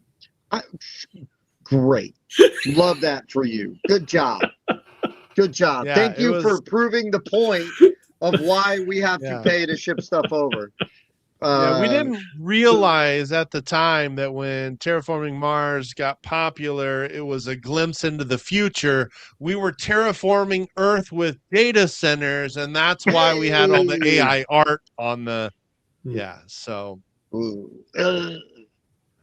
Anyways, I got yeah, a little Mike, too deep on that one. Mike, this was one of those, but to your point though, right? This was one of those first games that I backed as well, like where the deluxeified, like just the way those components felt like out of the box, it blew me away. Like you're absolutely Yeah. correct. Like Yeah. the components are just so freaking good. Didn't Jamie start that realistic token thing with Yeah, those? he did. Yeah. Yeah. The box He would- 1, box 2. He would like, do he the was upgraded Kickstarters with components. just the resources. Right. Yes, sir. Right, the Yes. hay bale or the bag of wheat or whatever it was. Like he was Yes, the sir. reason there were upgrade. Like look at early on, right? You had the deluxeified tokens. A lot of Chris's games had the deluxeified tokens, right? It was upgraded. They were deluxe components. But I remember Jamie was the first one that did the realistic components, and it was First one I remember doing it. brick Hell steel. yeah. And it had And yeah, like it now- was just crazy. That's their primary presence at conventions is Meeple Source. You won't see Stonemeyer there, but you'll No. always see Meeple Source. Yeah. And they'll sell you Wingspan, but also they'll sell you all those fancy bits for it. And there's Yeah. still a difference between those tokens, those glorified tokens in the center that are acrylic, and the realistic tokens that Jamie did. Like it's okay to have the wood shapes and the silk screening on it, Yeah. but he did that. He did those tokens up like they were Yeah. massive. There was such a difference in using those. Yeah. Look at those. Yeah. And Yeah, you know, nice. if you want to talk about like how to run a Kickstarter and how to run a successful board game company, Jamie. I mean, to me, this isn't just the game and its components; it's the whole picture. To the point where they got away from, you know, the whole crowdfunding pre-order system and are able to go straight to retail, which I know is not feasible for a lot of companies. But the fact that they're able to do it and they're able to do it the right way, and it really started with the success of Scythe, it really had to be on my list. Scythe is amazing. Great pick. Yeah. Well, and it's wild though, right? He has the success of Scythe on Kickstarter. Just like one of the greats, one of the all-time, you know, like super important Kickstarter. And then what does he do? He walks away from Kickstarter and crowdfunding. It seems so counterintuitive. Yet for his business model and what he's put together, I mean, he's sustained himself. He's had even when a game doesn't perform maybe as well as you might hope or think, he's still just plugging away, and he's still, you know, releasing titles consistently, and he's still a presence, you know. It's wild. His model is great, right? He releases that pre-orders are happening hypothetically tomorrow, right? I remember Wingspan Pocket and Moloch that just came through, right? You release the pre-orders are open tomorrow. They come within a week and a half. Like they're already shipped, ready to go. Like he's already that far ahead. And it's just like you don't have to wait a year and a half for games or more in some situations. It's like he's just got it ready. That engine is just perfect. Now, to be fair, most people can't follow that model. Joe Schmo can't come off of nowhere to go, here's a thing you can pre-order. Everybody be like, I don't care. Like you have to have the following he built from Kickstarters. Well, how many companies have we to do the thing? Yeah. How many companies have we seen that it's just like, now it's just going to be Kickstarter all the time, and that's the only way we do shit. I mean, it's, you know, he could have done that. He could have been like Simon or whatever, you know, but no. It's good for him. Yeah. It's inspirational, and no, not everybody could do it the way he's done it, but holy shit, he has done it very well and has remained to be like a stand-up guy that can hold on to his integrity and you know, and is like, open, literally an open book, right? Like everything he's done is you can look at it. It's there. And mistakes that he's made, like successes. I mean, he treats them all very equally and analytically. Like, it's. Did I ever tell you guys about the RPG for Scythe? Yeah, you told me. Yeah, I told you, but yeah. So I went to Jamie 2017, I think it was, with an RPG Scythe design. Oh. And he was actually pretty intrigued, and he was like, have you played it? And I was like, not yet, but I have a group about to. He's like, can you video that and let me watch the play, and then we'll talk. And I showed it to him, and he said that looked amazing. Everybody had fun. But while I was watching your video, I realized I have no idea how to sell an RPG. So I think I'm going to pass, but here's a bunch of stuff. And he gave me like all the secrets to Scythe, the world, everything. So I have all that information, which I cannot share. But wow, what a horrible guy! What a terrible God. But I still have the RPG, like as a prototype. Yeah, it's actually pretty fun. It was kind of like a blend of RPG and board game stuff. Because instead of saying, "Oh, I buy a gun," and you have to write on your page or something, you would get a card that is the gun, and the gun would fit on your character sheet. But it's still an RPG. It still required a game master, but it had the bits like a board game. I wonder if he would revisit that now, this many years later. I mean, in the end, he was right, because I've really dived into, because I'm big. I love RPGs as well. I really dived into possibly making my own books and stuff, campaign books and stuff. And when I start digging into it, I'm like, I really do not know this world either.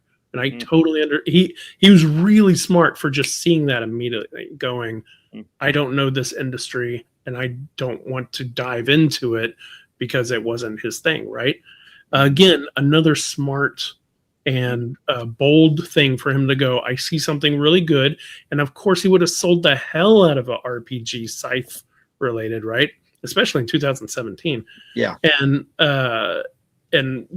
instead he was like, no, not for me, and made the right decision and moved on. I think you should just go the Hasbro model and just gut all your integrity and, do everything you can to just squeeze every penny out of it, and then just be totally thankless about it at the end while you laugh on your mountain of money. That's what I think you should do. Wait, there's a mountain of money? Yeah. Say that. Well, yeah. Let's do that then. Monopoly money. It's in different colors. I choose the mountain of money. Yeah, yeah. But it's Monopoly money in the different colors. Oh, yeah. Okay, never mind. Yeah, I'll keep my integrity. It's all Canadian loons and stuff, so it looks like Monopoly money. Yeah. Hell yeah. Well, should we? Wait. We should recap the list, right? Yes. Yeah. We should. Since it's been a minute. It's been a bunch of minutes. Let's do it. Few minutes, yeah. Yeah. All right. Could have played Whisperwood in this time. Yeah, we could have. Let's start over. I could have lost by 8 points. Yeah, well, set them up better next time. Okay, fair. Number 5, I had Concrete Canvas. Number 4, Call of Duty. Number 3, Shake Yo Moneymaker. Number 2, Slay the Spire Downfall. And number 1, Song for War. Oh, I like that you said Shake Your Moneymaker, because I'm like, wait a minute, what game was that? Okay. My number 5. Real quick, I was looking at the updates. Literally yesterday, people in South Dakota and Texas had posted they received their games for Moneymaker, so I'm hoping soon. Ooh. I do have a copy of Rolling Through Wonderland coming very soon. I'm very excited for that. Nice. Anyways, my number 5 was Lords of Hellas. Absolutely love it. My number 4 was The Great Wall. Don't love it. Lesson learned. My number 3, Heroes of Land, Air, and Sea, my favorite Gameling game by a million miles. My number 2, Ankh, the game that really helped me love Eric Lang. And number 1, Cthulhu Wars, the second game I ever backed on crowdfunding and never looked back. Great pick. My number 1 was Ancient Terrible Things, the first game I ever backed on crowdfunding back in 2013. You mean your number 5? My number 5, That's whatever. good, Matt. I have written down on my list first convention, first back. So I keep seeing the 1 and I keep saying 1. That's right. But yes, my number 5 was Ancient Terrible Things, the first game I backed. Next was Above and Below because of that whole Ryan Lockett world thing. Number 3 was the entirety of Marvel United, including DC United, Heroes United, whatever that one's called. Yeah. My number 2 was the easiest thing I ever backed in the numbers I backed, How to Save a World by Burnt Island. Phenomenal game still. And then my number 1, if not for this game, we would not be here asking for troubles by my co-host, Chris Strain, and his wife, Erin McDonald. My number 5 was Scoville. Number 4 was Hellboy, the board game. Number 3 was Detective City of Angels. Number 2 was Crusaders, Thy Will Be Done. And number 1 was Orleans. My number 5, Goats and Goblins. Number 4, Skyrise. Number 3, Wonderland's War. Number 2, Castles of Burgundy, the Awakened Realms Deluxe Edition. And number 1, Scythe. No crossovers. Yeah, No that's kind of crossover. crazy. Yeah. That is crazy. Part of the 25 reason why I did my list the way I did. 25 games. Would you No have had crossover. crossovers, you think, Bob, if you had done ones that have delivered? I mean, Scythe I also backed and love. Scythe is on my list. It's just Yeah. didn't make 5 yet. I mean, I backed Cthulhu Wars. I probably wouldn't have made it because haven't played my copy yet. There's plays mine. Yeah, because it's painted. What was the other one? Somebody else mentioned one that I was like, oh yeah, that'd be a good one. I probably would have made my list. But yeah, there might have been 1 or 2. There might have been 1 or 2. I actually had some that probably would be in the top 5, but you can buy them just as easily retail. So I didn't put them on there because that I backed. I put ones that I was happy I backed because I probably couldn't have gotten them in retail or wouldn't have bought them otherwise that way, that kind of thing. But yeah, that's why I didn't have Scythe in there because, you could still buy Scythe separately. Yeah, but you can't buy that nice deluxe edition, the OG, Which I have. with the giant map. Like I've got that. I've fallen out of love with Scythe, but Scythe could have made this list because of how transformative it was, at the time, and it's still an important game. I will always, if you were writing like a history book, you know what I mean, like on the hobby and turning points, It's a and big stuff. one. It's huge. It's You should huge. get Scythe on Steam. It'll reawaken your love of it. Ooh. You can play solo too, so it's real fast. I just need it on. Oh yeah, I guess Steam. Yeah, I was just gonna say I needed like an app implementation that I could just crank it out and play it really fast. You play against AI. They're pretty good players, and you could just like put them on speed. So you go, I take my turn, and burp, burp, burp, burp, back to you. Yeah. What do they I do? love Again? playing Burp, burp, games burp, like that. Talk about one of the best board game covers in the hobby too. Oh Oh yeah. hell yeah! Holy Still. crap, that thing is Still. amazing. I love that aesthetic. I'm looking at the damn side of the box right here, and I see the bear just like looking out, and then the scythe, and the way that scythe like font logo, the C is like an actual scythe. Like it's still that It's a game's 10 sickle, years but old. yeah. A sickle, yeah. But it's 10 years old and it's still amazing. Like There Nice. was there's an RTS, a real-time strategy game called Iron Harvest, oh yeah, that's right. which is like very much in the Scythe world. That's Mhm. kind of wild. Played on Steam. I played a little bit when it first came out. It was okay. It Okay. needed more to it. Yeah, it's okay. I don't like real time games like that, so I didn't get it. But do remember seeing him. I want to like them, but it's so easy to get completely decimated in them that I cool on them very quickly. Well, I always feel like the computer's cheating because computer is can do everything, and I can't. Yeah, if They you don't know have the to click keyboard around. shortcuts. Yeah, Yeah. like I'm still collecting resources. How do you have a mech already? Yeah, that Yeah. kind of Right. stuff. Yeah. Cool. Good stuff. Always a pleasure, gentlemen. always a pleasure. Same. Thanks for having us on. Yeah. Hey, Chris, though, continued congratulations and well wishes for the success of Whisperwood.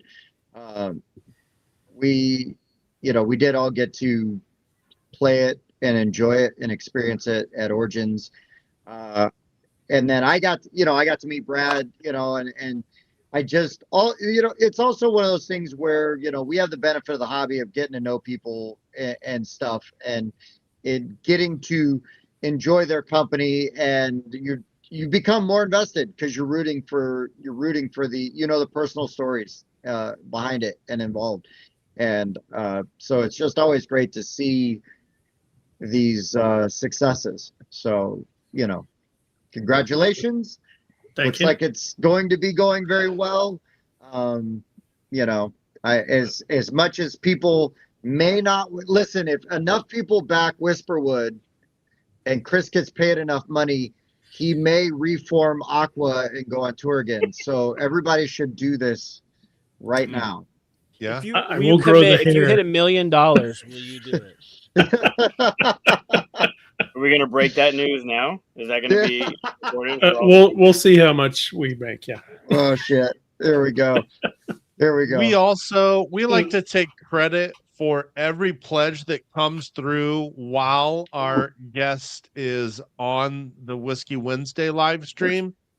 And, they all aren't accountable to us, but we take credit for them anyway.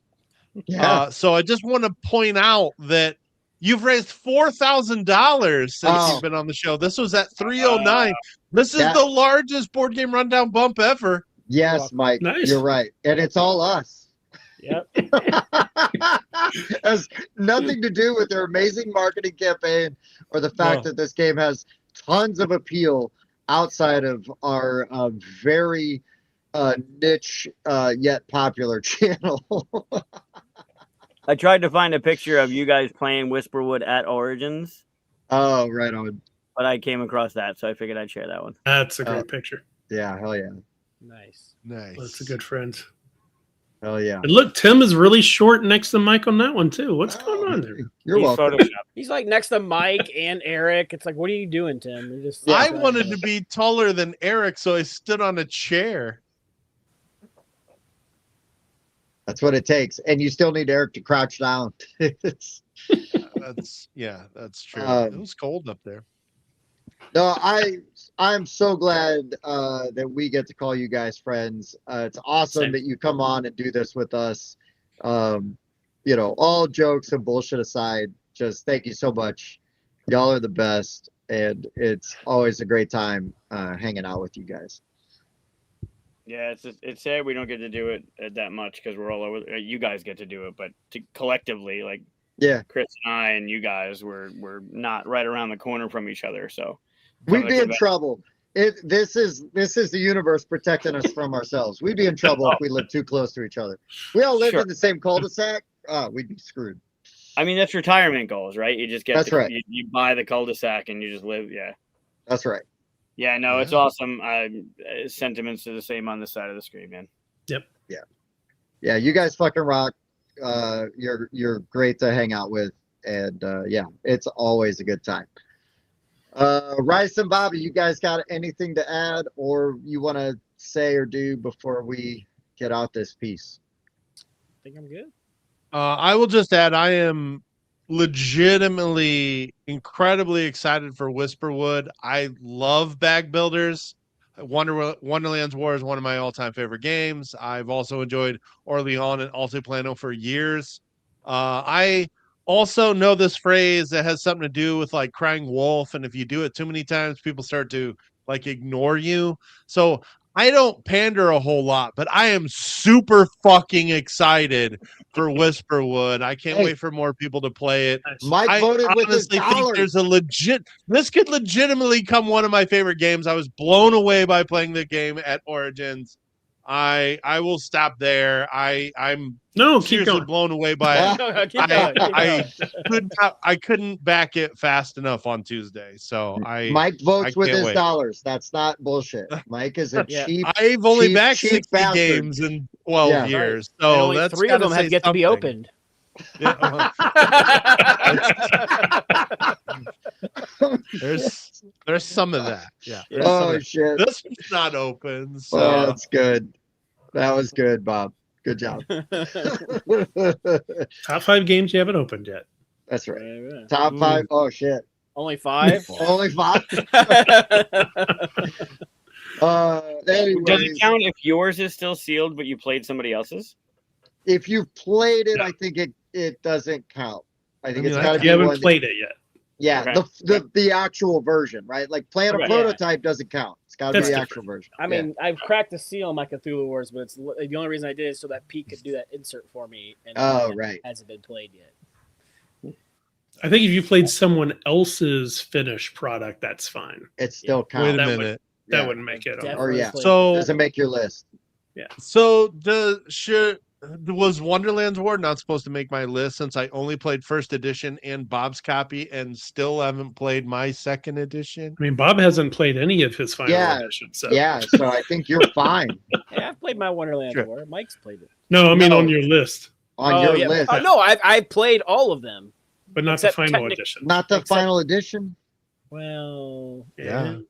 I mean, Concrete Canvas was a final edition, right? You No, guys changed no, Yeah. we played That's prototype. prototype. It's a prototype copy, sir. it? Oh, Well, Bob, you sound fully qualified to rate that game very low on BGG. Yeah, I just- you should just blindly rate it a 1 because you oh, saw somebody We else got- give it a 10. we just Oh, I got a some new- 1 for Whisperwood. The only Oh, thing there they you go. say is want to play. It's a 1 because I can't get it yet. Yeah, We caught some crap on one of our old videos that Tim and I played for hours even, and we were very clear that we only played like the VR mode, not the campaign mode. And people were like, "Oh, you should have played more of this before you go rating a whole game," and blah blah blah blah. And it's like, all right, dude. One, we were very clear about what we were rating. but we also invested several hours in it and Several didn't hours. just see somebody else give it a 10, and so then we hate rated it a 1. People should start their own channels. Yeah. No, there's That's too right. many of them. Yeah, Too many of them. Too many of them. There should be less channels. There should No, be- you should have the Shut one down. rating channels, Run right? The down. ones that just Oh. want to shit on everything for no reason. I'm sure. Oh yeah, Just I'd call be it hate upset at rate, how and it's many all views just those get. Spite. they Yeah. they would get so many views and everybody be like, I hate this channel, and yet they would outperform like everybody that you respect and love. The Yep. internet rewards that. It's true. It is true. That's true. Ugh, Anyway, that's a whole other episode. yeah, before we divert too much, I gotta get to bed. Yep. Tune Yeah. in Monday when Yeah. the full 22. Talks about what Yeah. sucks in the industry, and just the media side. Oh, we're gonna need several episodes. No. Yeah, that's going to be a multi-parter or at least a 6-hour episode. So doing Whiskey Wednesday when the game launches. Oh, so there would Oh, be yes. like everything launches on a Tuesday. So we'd That have would to be do everything Tipsy on Tuesday. Tipsy Yeah, Tuesday. yes. There it is. Tipsy Tuesday. Oh, we man. could attribute all of the funding to us. New series. right. You got the full 42 on Monday, our group thing Tipsy Tuesday, and then you got There you Whiskey go. Wednesday. There you go. Monday, Tuesday, Wednesday. But Done. how hard would it be for the designer to want to come on the night of their Kickstarter launch? I can't imagine that they would want to do Like- anything but watch their numbers or freak out, good or bad over there. They might want a break from it. They might. Yeah, honestly, Pop some champagne. every campaign I've ever had, the night of launching, I walk away from the computer and go like watch a movie or something. Like I totally get away from it for a couple hours. Let play it a do its game. thing and then come Yeah. back. Yeah, That's when you 'Cause- catch up on Trek and whatever else. because I just spent like 3 days without sleep making this page. Did you sleep at all Monday? Did you sleep at all after the show? No, I was up until I think around I want to say around 11 a.m. Right, because you And then launched at 10. Yeah. Right. So I'd stayed up all night working on that page, and then or just helping with the page. I didn't make most of it. And we had a long show. I think we were almost 4 we did hours. like a 4-hour show. Yeah. And that's the night before launching his game, his co-design game. Yeah. So maybe a Tuesday night, like Chris is saying, maybe some of the designers just want to step away from the chaos and the bad fucking comments and the bullshit. Yeah, we should have them on and then read the bad comments and do a live response. I'll tell you what, I am avoiding Facebook. It's when you have the wall's fine, Discord's fine. You know, you got people that love board games and stuff like that, but Facebook, oof. I reminded myself to. I've been leading an anti-Whisperwood campaign specifically, so I'm disappointed you've not been. Well, I blocked you a long time ago. So that's legit. That's smart move. Smart move. Shit.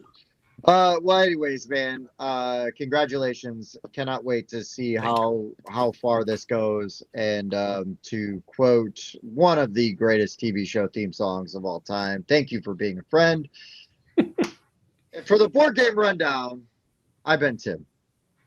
Bob. Mike. Also Chris. Also Mike. We'll see you next time.